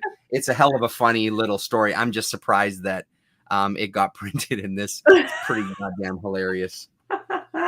So it's a really good look back to kind of those classic stories and remind you of what an absolute shithead Buddy was to Lisa and what an absolute wreck Lisa was Yeah. at that time. And I think that's what he does really good with this, to kind of offer you those moments of reflection of these characters before then hurling you into a color story that's now recent times. So it's a reminder of what she's like before we see her again as in 2024. The only thing I would say about this book that is disappointing is that it's only going to be 4 issues, and I think what Oh. Pete Bagg did so well with Hate and with the Buddy Bradley character and that whole universe was he created this 30 plus issue run where you could kind of continue to check in with these characters as they developed and as they kind of moved through the world, right? And I just feel like I'm almost sad reading this issue because I know there's only going to be one more, and I kind of Oh. want 20 more of these issues. I kind of want to, like, we've now seen where Lisa is now.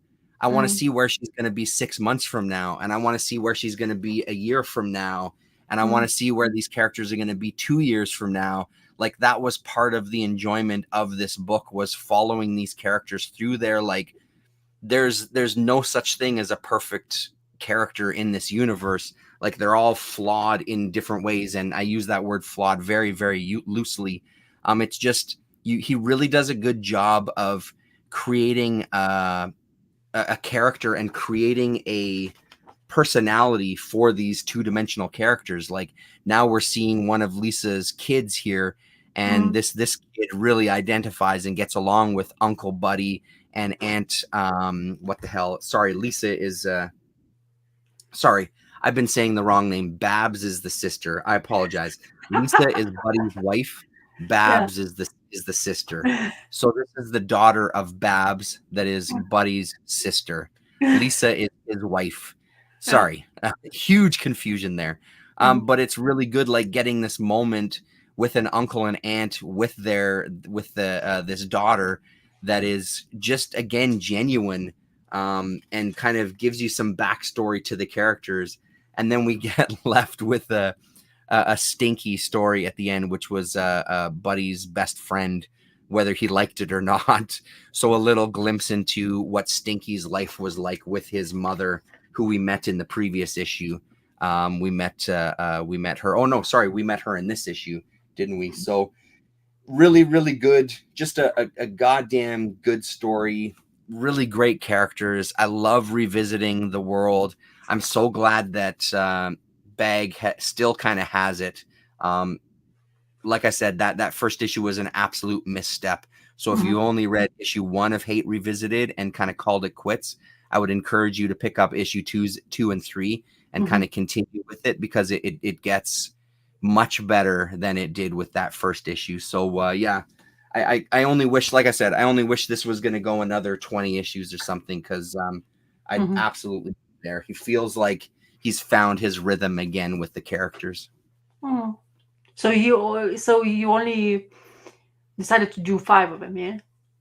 I think he only decided to do 4, Oh, and I don't know even 4. Oh. why. I don't know why he did that. Maybe it was just I don't know if it was a test the waters thing, and if this sells well, he'll do more. I'm not sure.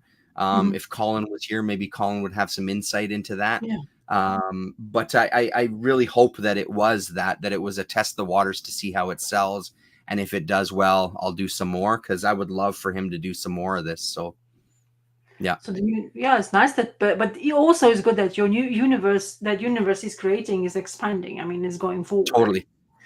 Yeah. Well, and it's good that he's continue to make you excited about it, which is another thing that's good. Not always and happens and to. honestly, like, laugh out loud like he used to do. Like, there's moments there where I laughed out loud, at kind of just kind of the characters. And you just really, it's, again, this idea of, like, when you can get into these worlds of these comic characters, like, it's fucking drawings on a page, man. And it's crazy that you can kind of have this, you can identify with these characters to such a degree that it feels so comfortable revisiting the world. Like, there's one issue of an older Hate series where, actually, I think it might be the first issue of Hate, where Buddy meets you, the reader, at the door, like, hey, long time no see, come on in, let's catch up. Like, that's how this book feels. It feels like, hey, nice to see you again.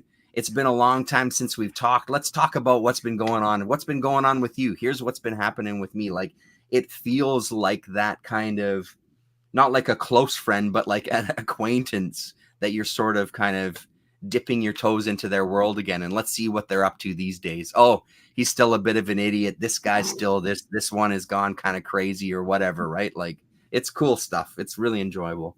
I like the way inking, Yeah. the old school stuff. Like the shadowing is like really bold, but it's used for a Mhm. purpose.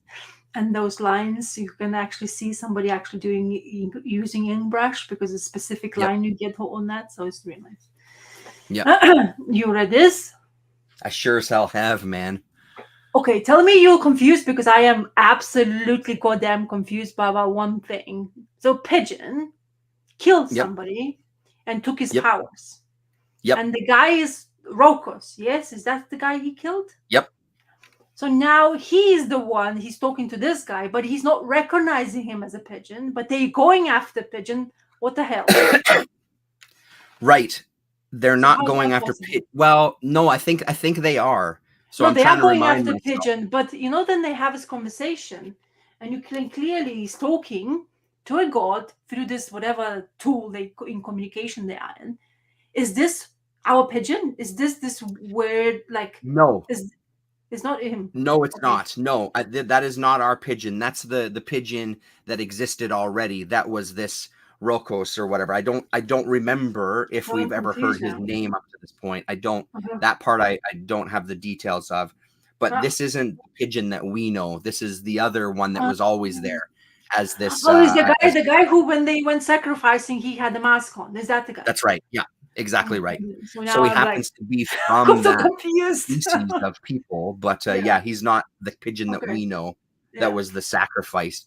I found this a heartbreaking issue, man. Like Mhm. heartbreaking and really tough to read near the end there, man. Like I found it pretty challenging to kind of keep myself straight with this because, Mm. dude, again, like some of the topics that he ends up dealing with, Yeah. and specifically this, like this idea of sacrificing your children, like Yeah. fuck you, man, fuck you. You're not taking my fucking kids, let alone Yeah. my last child. Like, Yeah. dude, it's heavy stuff in here. Yeah, this This was this a fantastic child, issue. this is the sister, yes, basically our pigeon sister, isn't it? This is the Correct. Yeah. family. And So this is it's the the one he's last been. child of that family. Yeah, and this is the child or sister he's been basically because then when he see we had that scene in previous issue where he looks at his house and is completely tattered because of the situations what's happening because of the moon god is gone and we are looking for the daughter who is Yeah. completely weathered and nobody recognizing her. Um, And she's so and she's a fucking coward because she she's doesn't say, I'm the princess that you're looking for. She's a fucking piece of shit as far as I'm concerned. She oh, doesn't come forward and say, I'm the one you're looking for. We know that she's the one they're looking for. You sure as fuck know that and you're letting this happen. Like, I don't like her at all. Like, I'm not a fan of hers at all. Scumbag as far as I'm concerned. Like, she feels seeing like this you know happen around and not yeah. owning up to who she is Yeah. ridiculous to me. So yeah, For me, she feels because of that power drain, and she's now weathered, and she looks really yep, old. She sounds senile, to be honest. So she's like, right, okay to know what it is, but because she's not recollecting her powers, first of all, she doesn't know the powers. That that when she sleeps, that's precisely when I'm looking. When she sleeps, she emits this horrible venom-like feel thing to hmm her, to whatever, to absorb that thing, and she almost killed this precious little thing we all wanting to have to survive.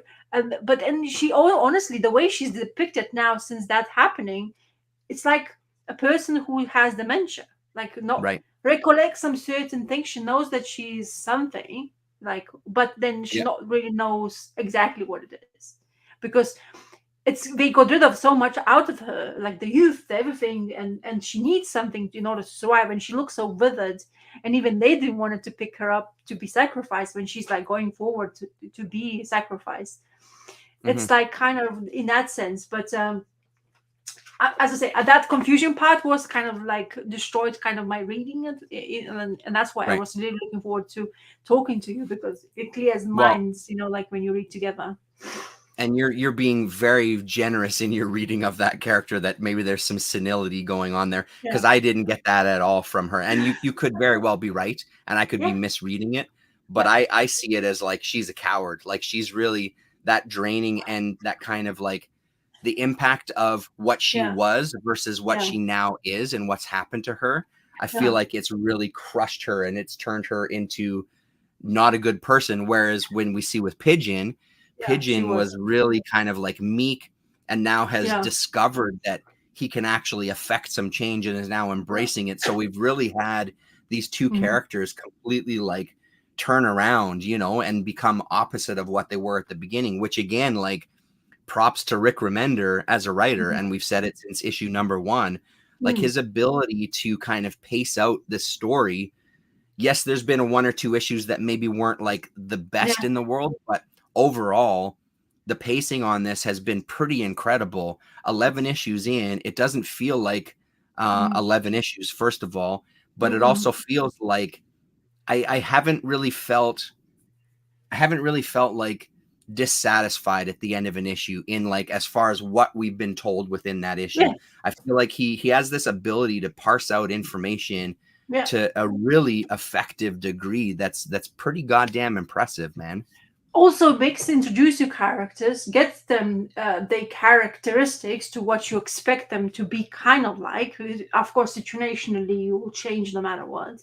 Then it gives you the idea of what kind of world we are in, but then changes that. So it's always something interesting and intriguing. So yeah, like you Yep, say, 11 issues in, and it feels like there should be more because we know more. Like as I say, some stories which you've been told later, some for in examples where you don't have a clue what they're talking about, and then that's you're right. like, oh, well, more, give me more. I don't think I understand it. Yep. Anyway, Well, and that's the thing too. Like, if I look back at the previous 10 issues and I yeah, think about the amount of story that we've been told in 11 issues, it's like, holy shit, we've actually learned a lot about this world when you start reflecting on it. yeah, And it's only 11 issues in. And the other yeah, thing I'll say again, admitting that I was wrong, and I'm glad that I was wrong. Andre Arujo there, his art on this, I'm actually enjoying for these few issues. It's yeah, not as off-putting as I thought it was going to be. I definitely noticed that it's not, that it's a mm, different artist. I get it, but it hasn't been as kind of, I really expected it to be a really hard line of like, oh my God, this is so different. It's hard to get into. I honestly didn't really notice till the end of the issue. Oh yeah, that's right. This still is the fill-in artist, which is yeah, a hell of a name to have as like a fill-in artist. yeah. Well, I It think still he's looks really good, man. yeah. I mean, it's very good that they have the same colors as well, which is Yeah, really works. that helps for sure. Because at the end of the day, don't forget, you want that same feeling. But honestly, I am waiting.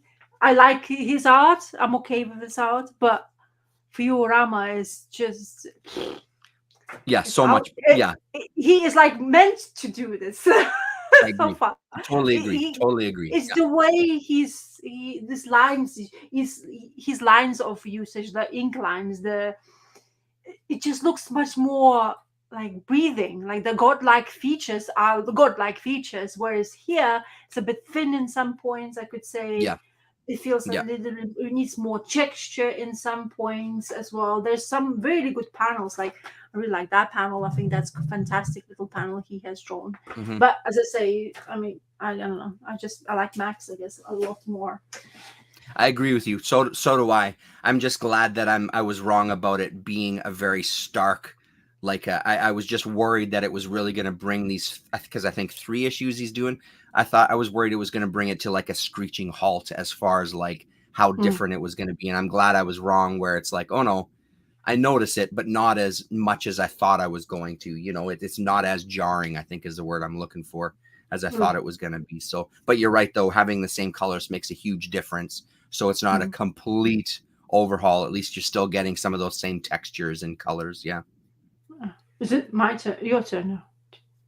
Eh? No, you. You That want was oh, we together. I don't know. I have no I idea. It don't. doesn't matter. Ultimately, it Okay, doesn't matter. I'll go. I go. I go. So another library pick because I've heard some YouTube people. So I always want to go into Hey, whatever nice. New Marvel's doing. But apparently this is underrated series which Hmm. Marvel producing.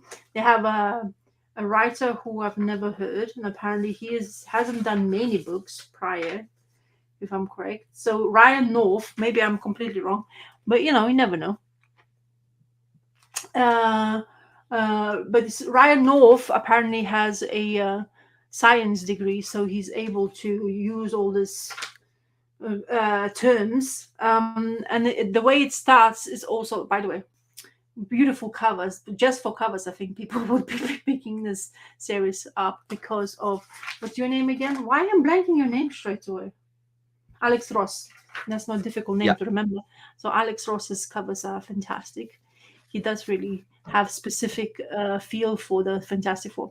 Why I picked up this from library and Fantastic Four is because Fantastic Four always have been very enjoyable when it comes to me picking them up in collected editions. I've never had a picked up Fantastic Four in singles. I always read a lot of it complete kind of stories in saying that. So when I heard about this one, I looked it up to see my library had it. And I also realized there's 3 volumes of this already in production, and I was like, why not pick it up? And to my very surprise, I am proper into this. We have 2 artists in here. Both of them also I'm not very well aware of. Ivan Coelho and Ivan Fiorelli. So 2 artists. They specifically have some issues which they are doing. I think Ivan is doing the first one, which I think he is my favorite out of 2 of them. The way he's drawing. The first story we have of a thing and his wife, and I'm blanking. Why I'm blanking her name? It's everywhere.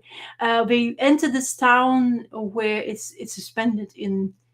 It has is magically suspended in time, and they didn't realize, and somehow they get to enter it. And then they go into motel. They get greeted, and of course, the way they get greeted, the people in 1950s, I think they're suspending something nighttime, and they were shocked to see this thing going literally approaching them. And the is it Alicia? Is it her name? Yes, Alicia. That is his wife. The blind lady, who she used to be actually one of the Galactus thingies. What do you call them? Silver Surfer. What's that called? The heralds. Herald. So yeah, she was herald of Galactus. Could you believe it? In the Fantastic Four history. So yeah, so they get approached this. They because apparently there's a story behind it, but the good way introducing to this, you don't get lost, because they actually explain to it later in this volume what happened to the Fantastic Four, why they are split up, why they all in different directions, because of course Reed Richards has done something or made decision for all of them, because he's the cleverest man in the world, made them really upset, and they basically split into other directions. So while they're there, it's really good story. First story where they basically enter, they realize what's happening to the town, and they decide to help. And of course, when they keep on forgetting. So because they kind of Groundhog Day feel to this, so they always forget next day in the morning. So wake up. Once again, this thing happens. So they devise this idea to wake up, to reintroduce themselves, kind of try to make sure that they don't get killed, because every single one of them trying to attempt to murder the thing because of the way he looks. But they found nooks and crannies in the people, how to basically approach the first conversation to make them at ease. It's really well drawn, very well told, plenty of action, plenty of crashing. This is what crack going on, all the things because of the thing. And of course they solve the mystery. It's a love thing. The guy got dumped. He decided that he had a wish. That wish basically suspended the whole village or town. And afterwards, the solution was make him believe that he can have somebody else, and they afterwards showing you how it actually happened. They never remembered them to be part of it. And the end of the story, unfortunately, the main character who had a wish has passed, because the time has gone rapidly forward to the present day. But it's really well written, so I actually quite enjoyed it. And then afterwards in issue 2, you have Richards and Sue Richards going to town to have a meal, and then gets attacked by Doombots, because all the town, the whole village, is it seems to be humans, but actually they are Doombots, and they got attacked because they are programmed by the Doctor to do, like, you see your Fantastic Four, any of them, kill them. Basically, your agenda is killing them. But apparently, they found out that they kind of are old or first edition Doombots, and they shouldn't be like even in existence anymore, because apparently they had fight beforehand and that was solved. Anyway, so that happens. And everything like what you expect from Fantastic Four is gone. The next issue we have Johnny Storm, and Johnny Storm has the way idea how to be by himself and how to survive with having to use his powers with flames, how he's not able to use them properly to capture somebody, so he shows actually his weaknesses. And this guy, a average bad guy who owns the shop, decides to basically follow his mind with mind tricks, how to like put the flames down from Johnny Storm in order to basically beat him. It was quite interesting the way they used that, and how Johnny Storm's idea for disguise is to grow a mustache and color his hair blonde, because when he flames on, his color changes right away because the color burns. It doesn't stay on, so it's fantastic. And then afterwards, there's a story when they all band together because there's somebody behind it. It's really well written, honestly. I like Fantastic Four, and this seems to be as in right in the Fantastic Four kind of realm I always think they're supposed to have. So honestly, I find it really entertaining. So if you at all like Fantastic Four, this is a new Fantastic Four, and it's really that has the same feel to them. They have the same. Sue Richards actually extremely clever, which is nice to see. If you Hmm. read any Silver Age, it's Fantastic Four. But Hickman's Fantastic Four is splendid.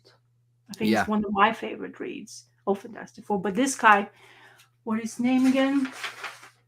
Ryan North has proper idea of how to use all of them, strengths, what makes them different, why they need to be all together. And this is just the first volume in his run, which I read, and I could read this. I collect it. Yes, I don't know if a single issues will be something I would always want to have, but collect it. But fantastic, really cool. Cool. I really liked it. Yeah, the covers always jumped out at me because I was Yeah, a fan of yeah. his Fantastic Four Full Circle that Alex Ross did, and because I loved his portrayal of them, even though the story didn't do much for me personally, Mm, because I'm not as familiar with like the lore of Fantastic Four and where they've come from. yeah. Um, but still, like his art is beautiful. But the Mm. interiors, because I had that association with like the artwork and the covers, when I flipped inside, it wasn't that same thing. That it kind of I didn't give it a chance. But that does sound pretty interesting for sure. Yeah. No, no, really good. I mean, all the stories they had, like you kind of read the story like that first story of the village. It's kind of Yep. reminding me of previous. It's been written before the Fantastic Four, where you Right. enter and then they found solution. It's kind of that, but I think it's the way he's attempting the characters to use them. They all look what you expect them to be, kind of like they're not dramatically changed, but they still Mm, have the story.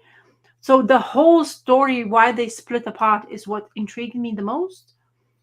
Is what decisions what Rich Richards always do, because he's too clever for his own sake, and yeah. he is makes decisions for other members of Fantastic Four and people surrounding them. So you have this huge building called Baxter Building in New York. So he does something to that building, which it's a spoiler, but it's because it's collected. It's been a while. It's really good to not knowing what the story was and just reading like that with your fresh eyes, Right. because it kind of opens, it tells you exactly why Rick Ridges can be sometimes really hated, because his solution is not to ask. His solution is just to do it because he has the abilities to do it, and because it's way too clever for average the thing. I keep on asking him, for average Joe like myself, can you please explain what you're talking about? And Yeah. they Yeah. give you Yeah. that science lessons for a little bit. Uh, he makes decisions without repercussions, even though he knows there will be, because he's already mathematically collect them. But then we still have feelings. So no matter what kind of decisions, of the clever ones, or it's going to be the best one because we won't kill as many people, it still Right. makes Right. people upset. Right. And that's the Like cockiness of, Asmodeus or whatever in Watchmen, they're making a. I know how to fix this. Yes, people are gonna die, but it's the best option. Trust me. Yeah. Yeah. and that cockiness of Reed Richards not every single time makes people happy about, Right. because you're supposed to, as a group, you would think, go together, make decision, let's do this, yeah. he still takes a charge. He takes the charge because he's too smart for his own sake. And then there's and Sue Richards becomes that kind of building block because the one that she has that protecting thing because she needs to otherwise Mhm. she's like, why are you staying with the guy? But now because the way he was writing, honestly, it's kind of she is as smart as him, not as smart, but she's really clever as well. She has all the science up to grasps according to this writer as well, which is really good to see. They having like they had this diner storyline, they were talking to each other, and if it would be Stan Lee, there would be a one conversation and she will Mhm. be told what to eat, when to poop, blah blah blah blah. Whereas in Yeah, this right. one, Yeah. they're having conversations where they basically feed off each other's opinions, and he's really like listening to her, and you can actually feel that, which is absolutely good because that's what you're supposed to have. But anyway, Mhm. yeah, but he's always that the element of rituals. He's not my favorite character either. I think Yeah. Sue is always my favorite, or maybe it helps because she's female. I think Alicia is really great because she has this also personality trait because she doesn't see, so she feeds off emotions and her surroundings. She's more sensitive to surroundings and everything, and that helps her to be in the conversation, even though she not always be very tactical because Mhm. there's some ways you can't help yourself. Yeah. But Mhm. she is also another great character for them to have because you can't imagine having that brute to be her husband, and he's like completely under her thumb. Yeah. She Yeah. makes decision, he goes for it, or he listens to her at least. But they also have a conversation between two of them. So Fantastic Four has always been I really enjoy John Byrne's Fantastic Four is fantastic. My Hickman's Fantastic Four is really good, and there's Mhm. like omnibus, whatever of Hickman runs, and I think that's really well done. But John Byrne is the first I really liked, and then Hickman is the second would be after that.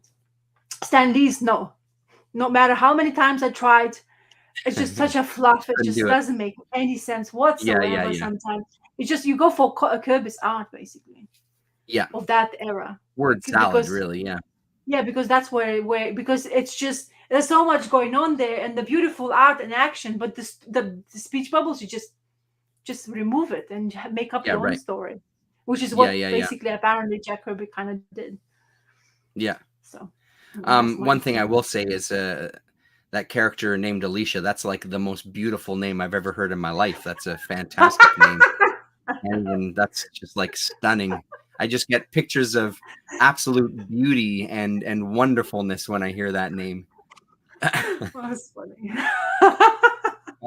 Make sure you tell my wife I said all that, by the way. Oh yeah. Well, Uh, just say get back to this time when 1 hour and 32 minutes. yeah, right. Yeah. You'll hear my um, true. so maybe I'll talk about these. Go on. Actually, let's talk about this one. No. What? Look Oh what it yes. is. You used to like it? It's Gromit's issue number 4. Fuck me, man. Still every single time. Like, so I bought myself a bunch of shirts recently because Yes. I'm going back to work and I need t-shirts. One of the shirts I got for myself was a Oh yeah. DRI t-shirt. And he's This wearing a one has. DRI shirt in the comic. So I'm like, God damn it, you guys are reading my mail here. Another great issue, like we get a little more insight into one of our main characters. He's going to Yeah. be moving again. His dad has told him. We also find out that his dad is a recovering alcoholic.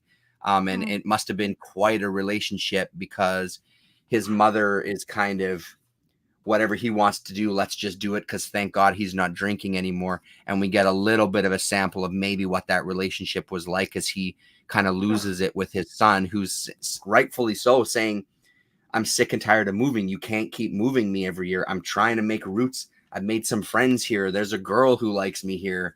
I like this school. I like this town. Like Oh, I'm sick and tired of fucking moving all the time. We I'm don't gonna know cover. exactly why the father wants to move. It hasn't been spelled out. He says it's for economic reasons, but we don't know that to be the case. And then we kind of get a little look into his new friend that he's found. His parents have gone away, so he's having a party Mm. at his place, and we get a little bit of a dynamic. He's trying to one of our main characters is trying to tell him like, hey man, we're moving again, and he's just not listening. He's got his own shit going on that he's kind of Yeah. uh dumping on him. So it's a good look at this dynamics of their friendship. Hmm.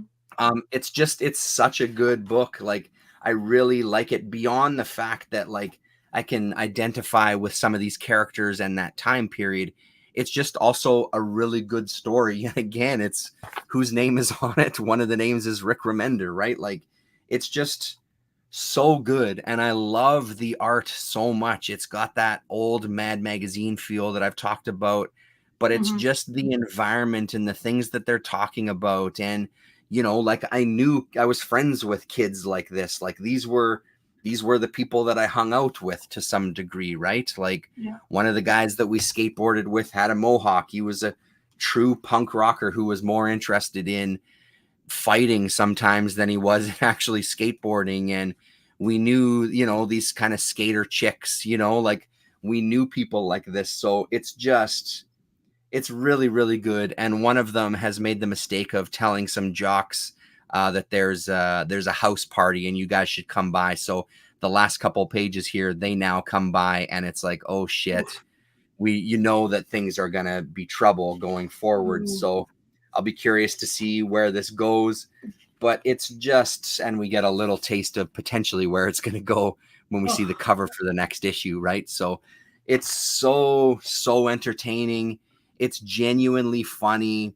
And it's, again, like this Rick Remender. I know he's not the only writer. It's also Brian Posen who's writing as well. Mm. But again, like, there's just these, it's amazing how you can get these moments that are also just touching, and you actually feel for these characters. Like, you feel for this kid, like he's going to be moving again, and how much that must suck. That never happened to me when I was a kid, so I don't know it firsthand, but you can get that idea from this book of what that must do to a teenager, always picking up roots and trying to make friends and always being the new kid in town, and being a little bit of an outsider as it is, because he's into skateboarding and he's into like thrash metal. And that time period, you weren't necessarily as much of an outsider, but there is still that idea of like, you don't know where you're going to go to, how you're going to be received when you get to that town in general, right? So Mm. really good. And I like the little touches, how he handled the giving us the information that his father was an alcoholic. It wasn't like beating you over the head with it, but it was communicated really well. And I thought that moment with him and his dad was really genuine. Like, he has tears in his eyes as he's talking to his dad about like, why do you keep doing this? Like, why can't we stay in one place? Don't you understand that it's hard on me as well? So really good. Like, I'd strongly recommend, when this gets collected, to pick it up and give it a shot, because it's a really good story so far. And I'm very, very curious where these last 3 issues are going to go. Mm. Good. So we'll see. Maybe it'll be So, a heartbreaker. Who knows? so how many more tissues? Two more? You said six then? 3 more. So this is issue 4 of 7. So 5, Oh, 6, 3 more seven. issues. Yeah. Yeah. Oh wow. It's kind of you think you want like do you think it's gonna be a satisfaction like you don't want it to be ongoing because it just has this you have an I idea mean, already I of the hope story how you want it? I hope it's satisfying. I mean, I feel like 7 is an odd number to end on, but Yeah. I don't know. Again, it's one of those things where I have faith that with some of these writers, I have faith that they're going to be able to kind of nail the landing, right? So I Mm. just feel like these guys have given this a lot of thought, and if they think 7 issues is what it's going to take to tell this story, I mean, we'll see by the end of the 7th issue if I want more or if it's kind of a satisfying ending. I mean, it feels like a world that's interesting enough for 7 issues. I don't know if it's a world that I'd be into for like 25 or 30 issues. I just don't know. It really depends on where they go with this story, because it's pretty. I feel like it has, so far, it hasn't been left in a spot where it's open to like multiple storylines and there's multiple characters. Like, we're really following just a couple of characters through this kind of segment in their life, right? So I feel like it would end pretty positively on 7, but we'll see when we get there. Cool. Yeah. Okay. I'm going for I got this just this week. So end of the story arc for this run. and I'm talking about Transformers. So I Mm. had this one I haven't read, and then this week came out this one. So end of the volume 2, I presume. This is how they go, 6 issues, isn't it, usually? Yeah. So I honestly, like I was like kind of like really loving Daniel Warren Johnson's first arc and the way his art style. But honestly, Jorge Corona is becoming more and more exciting for me when I'm like reading this book, Transformers book, because I am like foremost. I have, just to tell people who hasn't, if you're not recalling, I've never read in single format Transformers, nor have ever really read. I don't know that the history of comics in Transformers. This is my first attempt to basically go into it because this new Energon universe came around because of this and is becoming extremely popular. Daniel Warren Johnson has got even 2 Eisners for this specific thing writing because it's such a popular, unsuspectingly popular. Not, I mean, there's such a huge fan base of Transformers. The kids, the kids to this day, I think, still are excited about Transformers. My child's absolutely loves any kind of thing, toy who transforms. It doesn't matter if it's Peppa Pig who transforms or an actual truck would be transforming. Um, and this is really well written. It's understandably, you have Autobots and Decepticons, and they are fighting for survival. This issue 11 was basically really fighting between Autobots members of each other, saying, "Don't you understand that our world is absolutely in dismay? There's lots of things happening, and because they have landed on Earth and we don't have full power. There is this need to help Earth people because they are kind of like on the background. They are just a kind of a playset for two of the Titans to clash on it. And of course, Autobots trying to make sure that the humanity basically survives, because Decepticons' idea of getting the power back is to basically suck the living out of life out of it. In here, it's a bit more character-driven storyline, whereas in this issue next one, the last story arc, you have a conclusion of repercussions of what they're doing and how Autobots have to make decision to what is going to be in the future. It's, as I say, I really like it, even though I have sometimes confused the names and who are. There's too many of them for me sometimes. Like there is some of the characters who came from the jump point. There's some of the characters who were there because they crash landed in here. And there is Optimus Prime, who has been revived by, which is not a spoiler now, it's like it's the second volume. The dad sacrificed himself in order to him or to absorb his power in order to make him live again, because he was about to die. So he has memory of that. So now he's conflicted to actually he is from, he's a transformer, or is he like now having some human idea of justice kind of thing.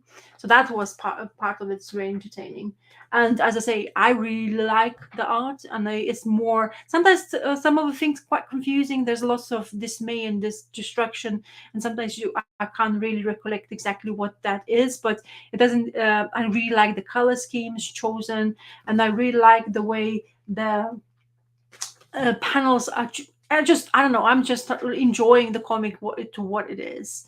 I'm debating whether do I need to continue picking up in single format, because I can just go have it collected, because I read some other things from Energon Universe. For example, like one of my favorite reads were the Void Rivals. And that's written by Kirkman and Lorenzo De Felici on art, and that's really really good as a collected storyline.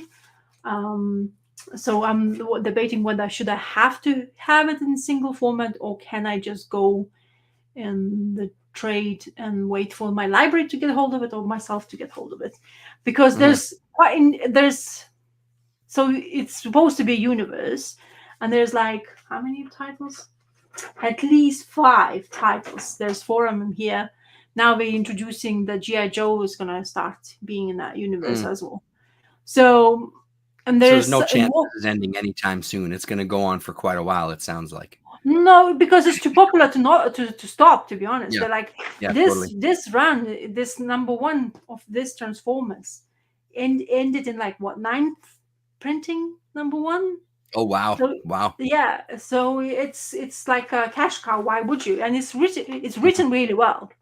I'm a bit because like when you're digesting story like that with a lot of characters, it's quite difficult to portray exactly. It's just feels like you were an action movie, to be honest, in each issue, and there's lots of things happening around you, and there's character development which are really nice, and the human element is actually intriguing because especially with Optimus Prime. So since he's absorbed that human dad, one of the kids, he's absolutely like kind of like all over the place. You can't really know because he recollects some memories he's not supposed to have, and while he's actually in the fighting time. So when he fights and he's starting to, let's say, kill one of the Decepticons or harm them, he ends up in the memory state where he's Mhm. like conflicted in his own self, and then this decision he has made where they had to kill this suction machine, how they basically get the energy from the earth, how they destroy it. It's like a huge ray in one, I guess, the core of the earth, and it completely like sucks the living out of the oceans, all the animals, everything just comes into in order for them to get the power back. So when they go cancel that and killed it, they apparently couldn't do it all of it. So Optimus Prime, like Reed Richards, made a decision. And Mhm. according to Mhm. some members of Autobots, don't believe that's the right decision, but he made them. And also he's all conflicted because he's saying, what did I do? Was it the right decision or was it the bad decision? But that's the Right. great leader's idea of how deal with the situations when you are in the Right. pickle. Hmm. So I'm debating whether do I need it in single format. I really enjoyed it. Honestly, 12 issues in, and all of them I've read, I never had. It was difficult to explain to me, but I never had like, oh, why wouldn't we care? It's not my cup of tea or something. It's entertaining thoroughly, but there's that universe where when I was reading Void Rival and why I mentioned it, they had some story with Transformers, and I was hell of a confused. Mm. There's one bad guy, Decepticon, who was gone for millennia. Apparently, it's part of the Transformers universe. He hasn't been part of the Transformers comic universe forever, and they just mentioned him in Void Rivals because Void Rivals are all in space and traveling times and stuff like that. So wonder if I do need to actually understand the whole universe. Am I Yeah, curious right. enough to do that, or I'm just sticking to one thing? Because there's so many new titles coming out now. I have that Night Crasher, what, Night Watcher Night title. Night Yeah, Night Thrasher Watcher. or whatever, yeah. Night Or Night, Watcher. yeah, right. Yeah, yeah, yeah. Yeah, so I have this title which I want to give more chance now. So I Mhm. need to call something. Mhm. And that is the end of the storyline. So my brain is like, do I? Is that Yeah, enough for yeah, me? yeah. Yeah. Because that other book we're gonna talk both of us, and I heard opinions about it, and I absolutely love it. Anyway, we'll talk afterwards. So it's your turn now. So if you want to read Um Transformers, I recommend it. If you can get them in library, it would be yeah. interesting, Terence, for to actually hear. I don't know how much you into Transformers in generally. That's the thing. Like I'm not opposed to them, but I'm not really into them. I'd be interested in seeing it because Daniel Warren Johnson, but my Yeah. brother was the big Transformers guy. Like my brother was Mm. huge Transformers guy.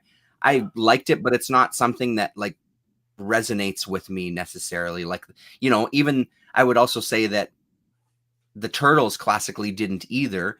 And then I started reading the books and went, oh, fuck, this is really fucking good. So the Transformers might be the exact same way, right? Of like, it doesn't really appeal to me. And then I read it and go, oh, shit, this is actually really good. So I'd be willing to give it a shot. I'll keep my eyes out at the library for sure to Have a see if they look got. because my library had it. So I mean, it's not something like, as I say, you have to be kind of like have some sort of like liking to Transformers, like movie Yeah. wise or something. You because you grow up, your brother you've seen them older ones, and like now Oh, yeah. curiously Played I with would them all the love to read time. His the toys. older Yeah. ones. Yeah. So.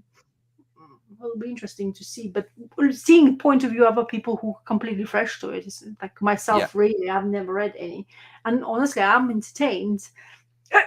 So Daniel Warren Johnson's writing isn't bad as well. So Yeah. he has those chops as well, which is really good. Hmm. When he's drawing as well in there, it had a bit more element of surprise in some ways. With Jorge Molina, he is really good as an artist and he's blooming now. He's like, it was okay for me. Now I'm like, oh yeah, you don't need Warren Johnson to be back. You can just keep him now because it Right. seems to be that he took that job and made it his own, in my opinion. With very much hint of Daniel Warren Johnson, but it just looks like no, you don't need any other artist anymore. If you don't want it, you can Hmm. just stay with that guy because he's doing Hmm. really, really good job. So Yeah. Um, okay, let's do this one because this won't be the normal. There's a new ooh, Firefly. Firefly, oosh, another This one. is Is it- Malcolm Reynolds' Year One. oh, am I doing that So kind of it's thing now? I think it's just a one shot. So it's Oh, is just the it? single issue. Who's writing it? It is Sam Humphries and Oh, okay. illustrated by Giovanni Fabiano and colored by Gloria Martinelli and lettered by Very Jim Italian Campbell. members. Yeah. Yeah, so there's your creators there. Sam Humphries, I know So from Green Mantis. so I have a when it comes to the Firefly universe, it's no Yes. secret I love Firefly. Yes. It's also maybe no secret that out of all the characters, I think I personally relate to the character of Malcolm Reynolds a little Mhm. more than other ones.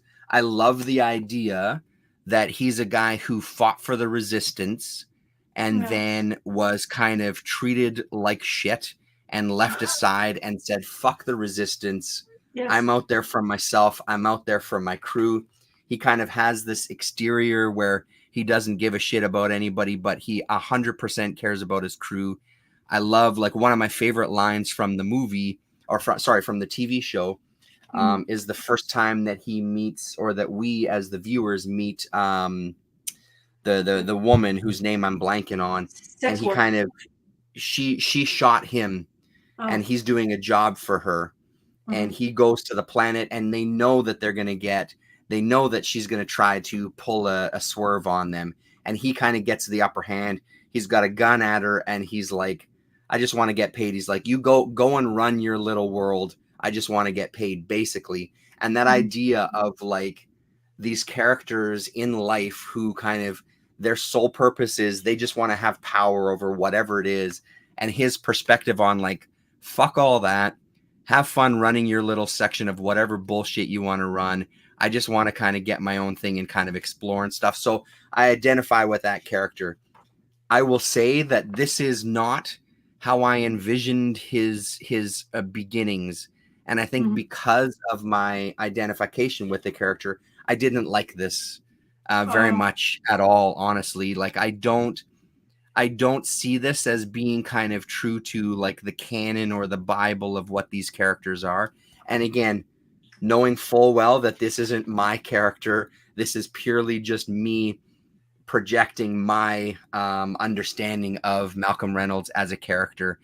He's kind of he's a jackass. He's fighting for the he's on the wrong side at the beginning, and he eventually comes to be a part of the resistance or the brown coats, basically, uh, due to almost like self-preservation to some degree. But he starts to Mhm. realize that maybe this is the world for him. Of course, in this issue, it's the first time like they become prisoners of the brown coats, and who's part of the resistance at this time? It's Zoe, who he we know from the show they have a really close relationship with Mhm. throughout the war and also well into the series. They're very, very tight. Mhm. Zoe, who was married to Wash, who was the pilot Yes. of Yes. Serenity. So we get this introductions to some of these characters, and it's just not satisfying. Again, because yeah, there she is. There's Zoe. It's just not satisfying Mhm. um, because I have too much of an attachment with him, and I think that's where sometimes the criticism that I have of people reading some of these comics that then bitch about like, they're doing X, Y, and Z. It's not my character, yada, yada, yada. Yeah. I'm having some of those gut knee jerk reactions to it. So I don't know if it's legitimate reactions or if Mhm. it's just that I would have done it X, Y, and Z, or Yes, I would yes. want it to be this, that, and the other thing. But it just didn't make for an enjoyable read for me. I wanted him to have a kind of better beginning. And I wonder, even speaking about it out loud is helpful, because I wonder if that's what kind of makes a story and a character arc that much better, is that nobody starts from a place where you would expect them. Like, everybody has their history, and maybe their history isn't what they eventually become, and maybe they do have some more ideas in mind. I don't know if this is going to be a continuing thing or not, but it's just a one shot as far as I understand it. So there's no intention of kind of Mhm. creating more stories in this Malcolm Reynolds year one story arc. I'm glad I picked it up, because I mean, I pick up anything Firefly related. My Firefly collection in the drawers here is huge at this point, because it's just such a series, and it's also really tricky. Like you were just talking Transformers, Yeah. same kind of thing, right? Like if you Yeah. have some attachment to a Mhm. property or a company or a story or a character, like it makes it really hard to kind of go somewhere else with them. For the most part, the Firefly stuff has been enjoyable, as kind of Jared Osborne would say, that sometimes digging into some of these stories is because I so desperately want more of the TV show that I'm ready to accept whatever they throw at me. But honestly, though, there's been a lot of the storylines that have been very enjoyable, even though it's not the show, even though it's different creators that are writing the stories, et cetera, et cetera. This Mm. is one of those that to me really missed the mark. Whereas for the most part, the other stuff has been close enough that it's been entertaining.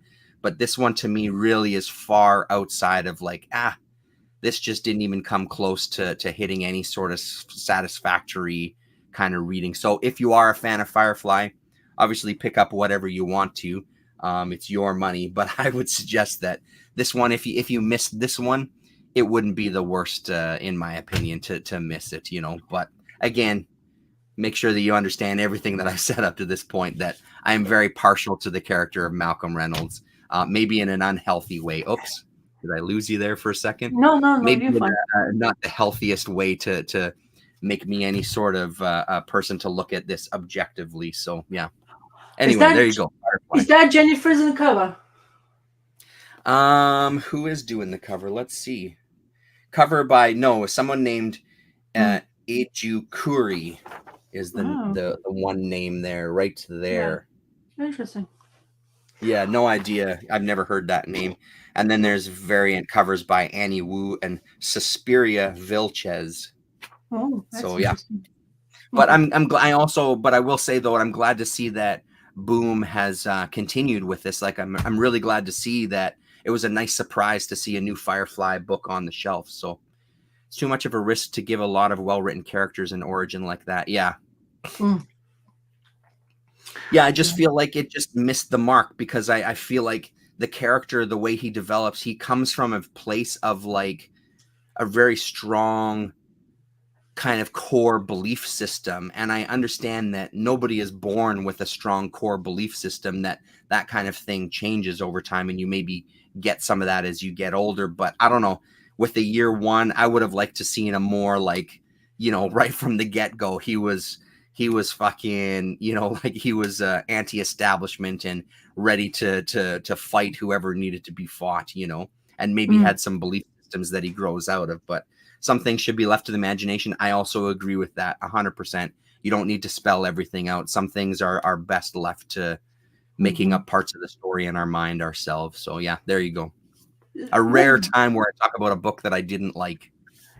would you like Josh Whedon to back to be writing I would comic books? love Josh Whedon to be back to writing some stuff. I know that that's never going to happen, because he's another one of those guys that's canceled for his behavior. And again, like, no judgment on that. I happen to agree with some of the things it sounds like he did on a film set were total bullshit.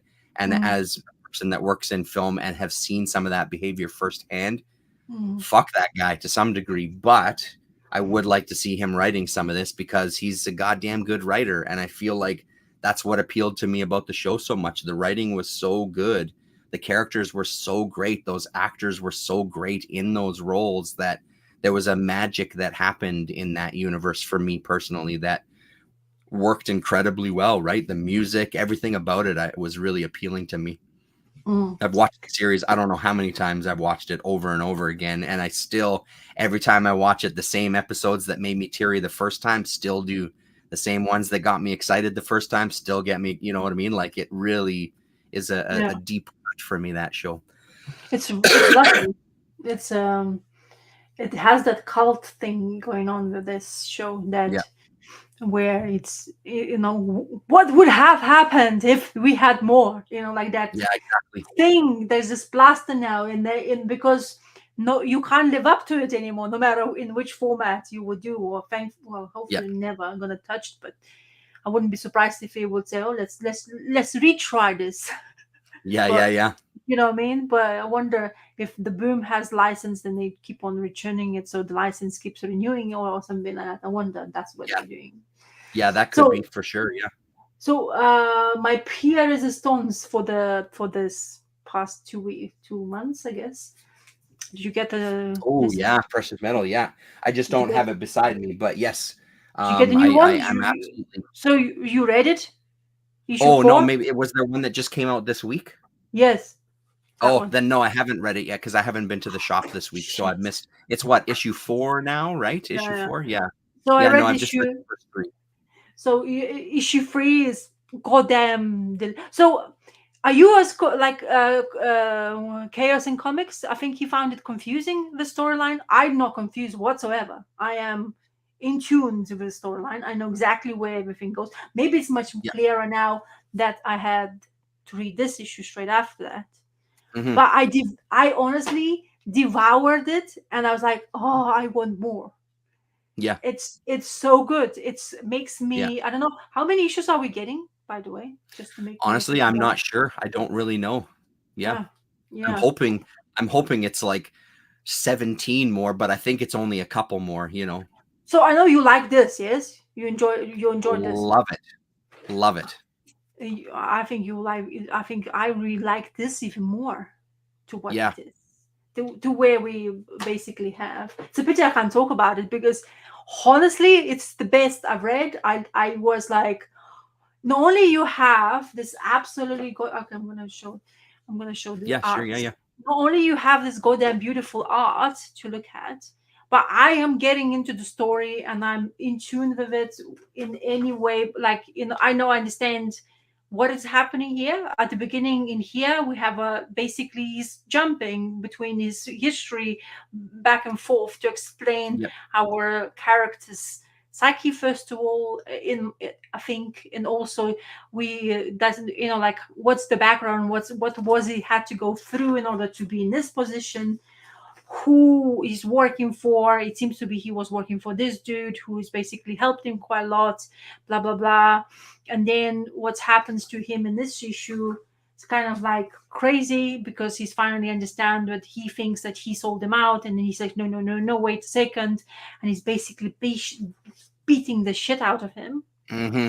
And the issue is like, from you 40, like, he's like, okay, this is it, and he's about to die, and you think, well, it's kind of enough, he's bleeding the hell out of him, and then you see him a bit more, and you completely basically bashing his head in. Hmm.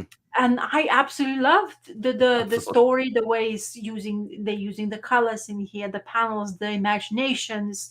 It's just so beautiful to look at in every page. And then you go to the Sphinx, the abilities of the kid we see, for like kind of That page right the there, that big intention. panel is Yeah, unbelievable. the 12th church, its intentions to why we're using the kid for. Yep. And there's lots of explanations happening in that issue I'm talking about. There's even more explanation to understand all of this behind the curtains, who is in charge and what are they doing, why they want it to happen. And honestly, it reads beautifully when you have two issues together. Hmm. It goes lends to each other. Of course, it helps you to have the story quicker, let's say. And I was like, because it took me a while to get this issue, I was so looking forward to you. And you have this idea, like when you're enjoying comic book, you're already looking forward to the same enjoyment, but somehow in the back of my head I was like, so surely there's going to be some sort of disappointment. This one so far has not got any of it. I am Hmm. so into it, and thankfully I also didn't realize it came out this week, and thankfully my comic buy reminded me, are you sure you don't want Precious Metal #4? So I thought it's already out, to be honest. Hmm. So I didn't realize because, as I say, of the weight, and I got confused anyway. So thankfully, I received my issue as well. But honestly, love, and it's getting like this. This is like, oh my god, Yeah, this is such a like crazy, gnarly slash man. extremely entertaining to look at. The color schemes I are feel like beautiful. I feel like Ian Bertram's going to be one of those artists that like 10, 15, 20 years from now, Yeah, people are going to look back and go, "Holy fuck. What the yeah, hell was this guy creating?" Like he yeah, is just even though he has some like Burnhamism in him and all these kind of yeah. artists in Mm, that sort of genre, I feel like look, this book, him and Matt Hollingsworth, like it's unbelievable work. yeah, Like it's like a high point in comics art, yeah, honestly. yeah. This is really good. Honestly, it's the paper is fantastic. It's pricey, but it feels like you're getting rewarded for it as just a piece of work. Like the it's like you can hang it. All the pages I'm looking at, honestly, this okay, this panel in here, love it. I Hmm. like the color scheme it used. I like the way the composition of the panel is. I like Yeah. that it's not all fully clear what she's doing and why she's doing that and what's her intent. By the way, if you question that, you will be answered next issue. Hmm. And that's afterwards. Yeah. Like they always say doom and gloom at the end of the bottom of the sea. It doesn't look Yep. like doom and gloom No, for him it's at the end beautiful. of. It's really well done, and honestly I'm gushing God over it, damn and it. I absolutely love it, and I see it's really like magic, like fifth element to it. Maybe I'm just saying that, but it just Right. has that imagination to fully. The world seems to be already been established, and Yep. honestly the story is clicking really well with me. And I there's one and there's one thing I want to a bit more clarification maybe for me, is there's relationship with his daughter is being restrained because for some reason we still don't have fully idea of understanding where he's from. He doesn't know where he's from. He's basically Hmm. asking that himself throughout this whole 4 issues now. Yeah, he's blocking out some serious shit for Yeah. sure. Yeah, so he's been repressed. He has a repressed memory going on there as Yep. well, but because of people are using him, but that where he's from is really vital part because of this. When I read this issue, there's more questions happening, a lot of answers, but there's more questions about him and this integral part with him and the daughter, which I don't understand if she's his imagination, what he thinks that's is in her imagination. He knows that he had it, a daughter, because he has such a strained relationship, and now he found out that his wife is dead. That doesn't help his psychological well-being, let's say this way. So that's Hmm. really interesting, and that's what another thing which I'm kind of like looking forward to find out even more. But honestly, this is like, okay, I'm just going to show you a little bit Hmm. inside. But there's one of the favorite panels which I have drawn involve this guy, the one-eye guy with those that moving thing Go that big on sucks your you. screen again. Oh yeah, sorry. This guy, that one eye, Oh and yeah. it Yeah, yeah, yeah, yeah, engulfs yeah, you, yeah. and it time travels you. Oh look, Hmm. what's that? Look, Canada. Cool. Yeah. Anyway, this is I don't want to show too much, like because Yeah. you haven't yet seen it fully, but it's still beautiful art. So Okay, fucking good, man. there, the number thing. It's ridiculous. I think the biggest thing that's a surprise as well too. Yeah. I think the so one thing at a time. So the confusion, yes, I am a little confused, and I think In which the way? confusion for me comes from what how does this relate to Little Bird? I feel like there's this Oh, universe okay. that's being created, and Yeah, how is this a prequel to Little Bird? I think that's where my personal confusion comes in. As far as yeah, what's because they being have told it. in the story, yeah, I can follow the story, and yes, I can follow the character, and I can follow some of these moments. But I think my disconnect is, what is the relation to Little Bird other than this church? Because obviously the church plays a big part in Little Bird as well. Little Bird, I think, has some talk. It has some, again, a topic that is really interesting to me about like the church taking kids away and yada, yada, yada, all these kind of things that happen here in Canada. Not only in Canada, but specifically because this story takes place in Canada. And the second thing I will say is, fuck, I lost it. It happens to me. Damn it, I totally lost it. Yeah. Shit, I'm sure it'll come to me. Anyway, that's a big part of it. Damn it, I've lost it. Yeah, sorry. I forgot what I was going to say. It'll The come thing to me, I'm is, I don't know why, but I've read. Okay, that's the thing. Maybe because as complex as a story as it is when you're reading in single format, Mhm. when you digest it in one, because I remember clearly reading it, I enjoyed it a little bit, but I don't as recollect much as I do now that I'm reading and digesting in Yeah, single format. I think I there's a would lot agree of with that. information they spew at you, and quite a lot of it is with you get distracted by art first of all because of the beauty, sheer imagination of the panels and everything.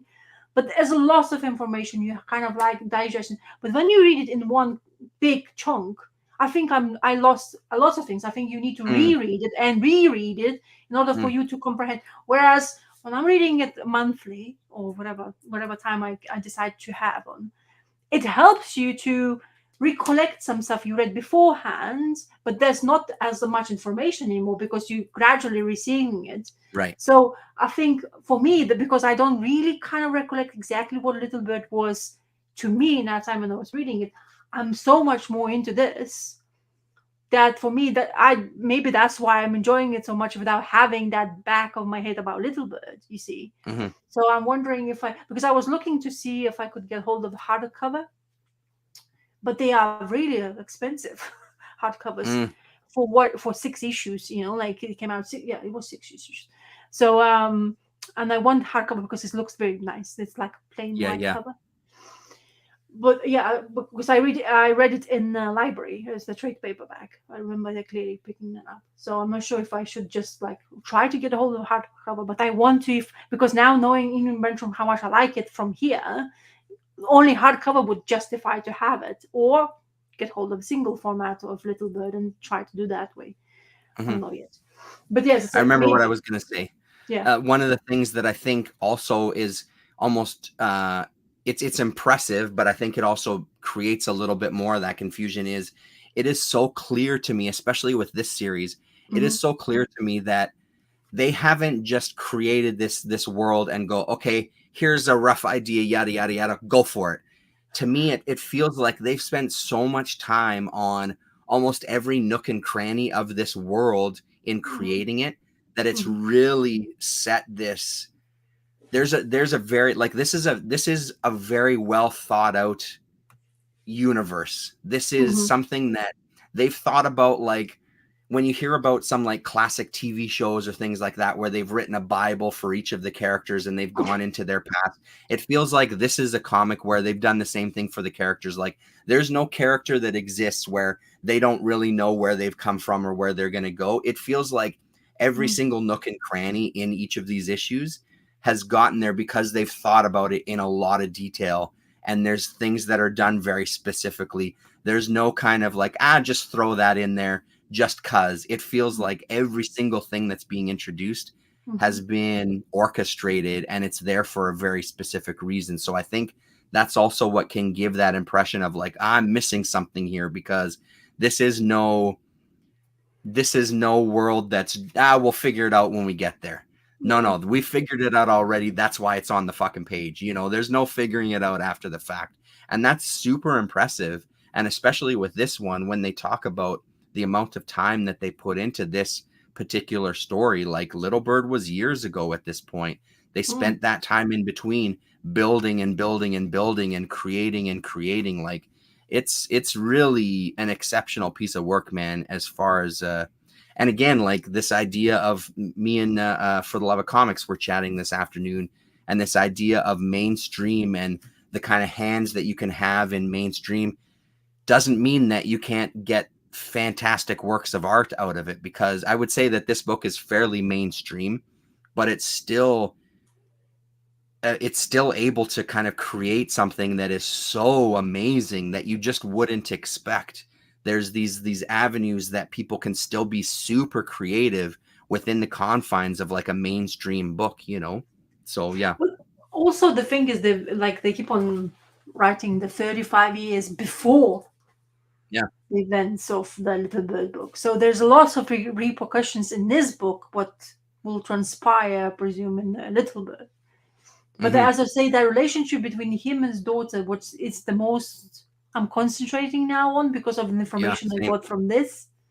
Mm. Because I wonder if she, because you could just basically say it's a memory. He's keep on getting hold of it, and then like he just is there because he's honestly you can say that he as a character is not really something you want to. Because I'm conflicted. Do I like him or do I just because the way Right. what he how he's treating his family? Shit, no. He Yeah. decided there's this. Oh, okay, probably it's in this one. There's this panel where he's basically showing the memory of them, and then oh yeah, but I don't know if I'm making a good decision, but it feels the right thing to do. And then there's this birthday party, and he leaves. He never even enters the house, and then he leaves the gift, and then just like runs away. It's like what? So you kind of like, what's the point of you there? It doesn't matter Yeah. anymore if you can't even be there for an occasion as for children as important as their birthday. You know what I mean? You want all like no matter who you are, how you were growing up. I always wanted my parents next to me on my birthday, blah blah blah. It's important Hmm. part of it, yes. So yeah, it's just like I don't sometimes like him, but then I like him because he tries to do something about it. But then he's so conflicted in his own brain, he doesn't understand where he's from now. But anyway, it's just I love it. Honestly, I've read Yeah. this one. I was so happy about it. Like, oh, I mean, now I feel like I read it too quickly. Now, like, Yeah. I Yeah. I could have waited for another like month to read it, just to read this. Yeah. But I enjoyed it as much because now I'll say why I don't have another precious metal, but I already kind of up already in the reading ladder. So Yeah. really good. Honestly, I Yeah. am It's loving so it, good. Yeah. and There's it's no like doubt about it. It's gonna well be made. easily like one of the top reads of the year for sure. Yeah, well made. Always like it's just it's entertaining. Story seems to be like going forward. With that, there's more child, by the way. That genius, the Hmm. thing. What do they want to use? Yeah, it's quite a actually permanent feature in this more issue than it was just the flickering idea of that because of the church and Mm. the person he's supposed to be working for. So that is also very entertaining. But yeah, honestly, very impressed, and I'm glad. I think you most of the time who basically reminded me of that precious metal of Hmm. getting hold of it because you were really going for it. So now And I I'm think it's also one of these things that are like, we all love comics. That's why we're here. We live, sleep, and breathe them. But it's one of those things like, you could not do this book in any other art form. I'm convinced of that. Like, you just could not do it. It wouldn't translate as a TV show. It wouldn't translate as a movie. It wouldn't translate as a prose novel. Like, this mm, is this is a book that needs to be a comic. Like, it just really is. It's a perfect way to tell this story because it's so important. The artwork is so important to the story. The yeah. coloring is so important to the story. The story is so important to the artwork. You know what I mean? Like, every single element drives the rest of it. Like, you Mhm. could not do this in any other way. And it's like, it's one of those, thank God comics exist, because it really is like, it's like a peak of Mm. the form of comics, right? Like, it's just so goddamn good. Like, holding it in your hand, going page to page, like, it's unbelievable. It's really, yeah, really unbelievable. This is the book I would say I would like to be in that oversized format, Yeah, totally. like a magazine, the whatever, the European album thing. Yeah. Absolutely loved it. Yeah, like, or even, even the treasury size. Like, I would love to see a treasury size of Yes. that one. You know what I mean? Like, give us something, man. I think it Even would be like it fantastic. doesn't have to be hardcover, then do it soft cover, but Yeah. just use the same paper stock you're using for each single, but just do it Yep. oversized. I'll get that Yep. straight away. Honestly, I am big like I like, as I say, I loved Ian Bertram's art, but now it's even more like creeping up. It has that, like Yeah. we keep on maybe comparing way overly much, but Mobius stuff, that the simplicity and the complexity for him Hmm. is actually extra complex when it comes to art, and there's lots of details, and it seems to be meticulously thought out, and the way he's using each and like strokes and stuff, it's very complicated. His panels are busy, never you have a single color, or there's always something in there, you don't, like those we unfairly compare, but the DC comic books backgrounds is just a plain color. Yeah, You don't right, right, see that, right. that's the beauty of this comic art. This guy is Well, and creating also a it also mystery feels like he's simplicity. leveled up, like as good of an artist as he always was, because he's always been appealing ever since Mhm. House of Penance.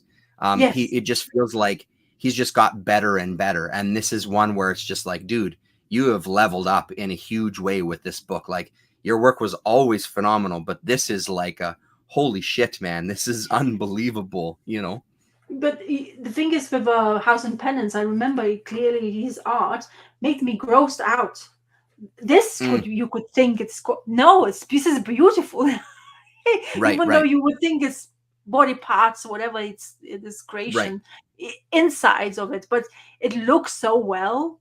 It's maybe, of Hmm. course, like, let's say, given Matt Hollingsworth the props of working together as a team, and But I it's also think in House of enhancing Penance, it. it's supposed to gross you out a bit, though, because I think that Yes, topic in House of Penance, yeah, it's of course, it's not supposed to be like grotesquely beautiful. It's supposed to be kind of like, no, no, yeah. this is violent. This is the after effect of what this is haunting this woman, right? So yeah. So are these people, Felix Comic Art, are they selling his original art? Is that what it They sure as is? fuck are, man. And Felix Um, comic art are unbelievable. And I would point to anybody to so how expensive? Athenium comic art is one of Colin's friends. Yeah. Athenium has a channel, and Mhm. Colin moderated a conversation between the Athenium comics art guy and the Felix comics art guy. And I would encourage anybody to give that a listen, because it's a great conversation about like the world of selling original art. But Felix comic art, they represent Tradmore as well too, and the Tradmore stuff that they had in sold fucking instantaneously. So like they represent some heavy duty names in the world, and a million other names, but those are just the two that are most appealing to me. They represent a lot of fantastic artists, and Mhm. it's unbelievable, you know. I Um, dream about owning a piece of art from those two guys, and I just know it's at this point it's just unattainable, because the prices that stuff is going for is just astronomical, right? So yeah, go give us a ballpark, right? thousands of dollars for even a page that doesn't even reflect maybe like the height of their abilities in these books. You know what I mean? So like they were selling Doctor Strange from this Fall Sunrise from Yeah, Tradmore. They had pages yeah. there, and they were for like just a basic. I don't even can't even think of an example, but I remember scouring the website, and Mhm. just kind of like a very generic kind of page, still beautiful, but like Yes. not one that necessarily even featured Doctor Strange himself, was still thousands of dollars. Then you Yeah, throw Doctor Strange into the mix, and you're talking even more than that, right? So, yeah. but yeah, it's good. The Athenium Comic Arts channel. I'm Okay. pretty sure it was on his channel, not it wasn't on Colin's, so I'm pretty sure it was Athenium's channel. Okay. Cool. Well, anyway, that's my reading as far like what I had. You have Yeah. more to share? I do, but I'll just talk about one more because it's 5:15. I've got to eat. Yeah. I haven't eaten yet. So I'll Oof. talk about this one. Yeah. Um, a Mm-hmm. world that is still new to me, but Mm-hmm. one where I'm pretty quickly understanding why people are big fans. Oof. So this is Oh, Grendel, Devil Child, just a that's Tim Sale stuff. yeah, Mm-hmm. 2 issue series. Tim Sale doing art. Um, Gore Vidal was watching the stream where I was talking about getting these, and Mm-hmm. he was saying that this is probably some of his absolute favorite of the Grendel run, and I can totally see why. And I think I kind of understand the world a little bit more. It's kind of there's a lot of like it feels like there's a lot of what happens to people in these worlds where they're kind of surrounded by violence, and what are the after effects on people who are a part of this world, and specifically children. So we deal with a character who, again, like, I'm afraid I just don't know enough about, because I don't know enough about the world, but she Mm-hmm. was related to one of the Grendels. And I unfortunately, I don't know enough about the world to tell you more Oh, than that, I don't. unfortunately. Uh-huh. But this is kind of her in an asylum, kind of dealing with the after effects of being involved in this world and being just very detached from things going around. And again, like, I think, again, talking about like comics and how they can tell a story in a different way, that the way that we jump through time within this book is really only something that I think you can do in comics. It moves you through the story really, really nicely. She gets involved with her psychiatrist and they end up getting married. And Mm-hmm. then we get to their kind of first night together, and it's nothing like she imagined it was going to be. This guy is a real Jesus. piece of shit, it turns out. So now she's not only dealing with the trauma of her past, but she's now dealing with some trauma that's currently being kind of forced on her in her present, and Mm. how she deals with it. And we can see at the end of the issue how it is dealt with. So it's pretty heavy subject Oof. matter. And she ends up having a child out of this Oh. relationship with this doctor, and then how she deals with that child. So we're really following this one woman who has uh, kind of had to deal with a lot of trauma in her life, and how that trauma gets passed on to the next generations. And again, it's a topic that's really really big for me. Again, when I talk about it a lot, just the trauma. One of the things that happens here in Canada, and specifically in Winnipeg, is Mm-hmm. with the Indigenous people. Well, why can't they just pull themselves up by their bootstraps? Why can't they just fix things? It's like, well, you're dealing with generational trauma. That's why. And I think Mm. this kind of illustrates that idea pretty succinctly, because then she eventually comes in contact with her daughter and how strained that relationship is, and we only get a glimpse of maybe what her daughter is dealing with and the questions that her daughter has. It's like this trauma takes place over generations. This isn't something that you just get over, because now, if you're a child, even if you haven't experienced the trauma directly, but you're a child of someone who was living through that and trying to deal with it, it still is going to come down and affect you, whether you want it to or not. It's going to affect you in some way. And then how far does that kind of take it? So do you end up passing that on to your kids because you're dealing with stuff that you don't really realize that you're dealing with? So this was a hell of a two issues, man. It was not a happy read by any stretch, but it was goddamn good. And Tim Sale is one of my favorite artists. I know he's not for everybody, Mm-hmm. but I really like his style, and I think it's yeah, it's a fascinating book, man.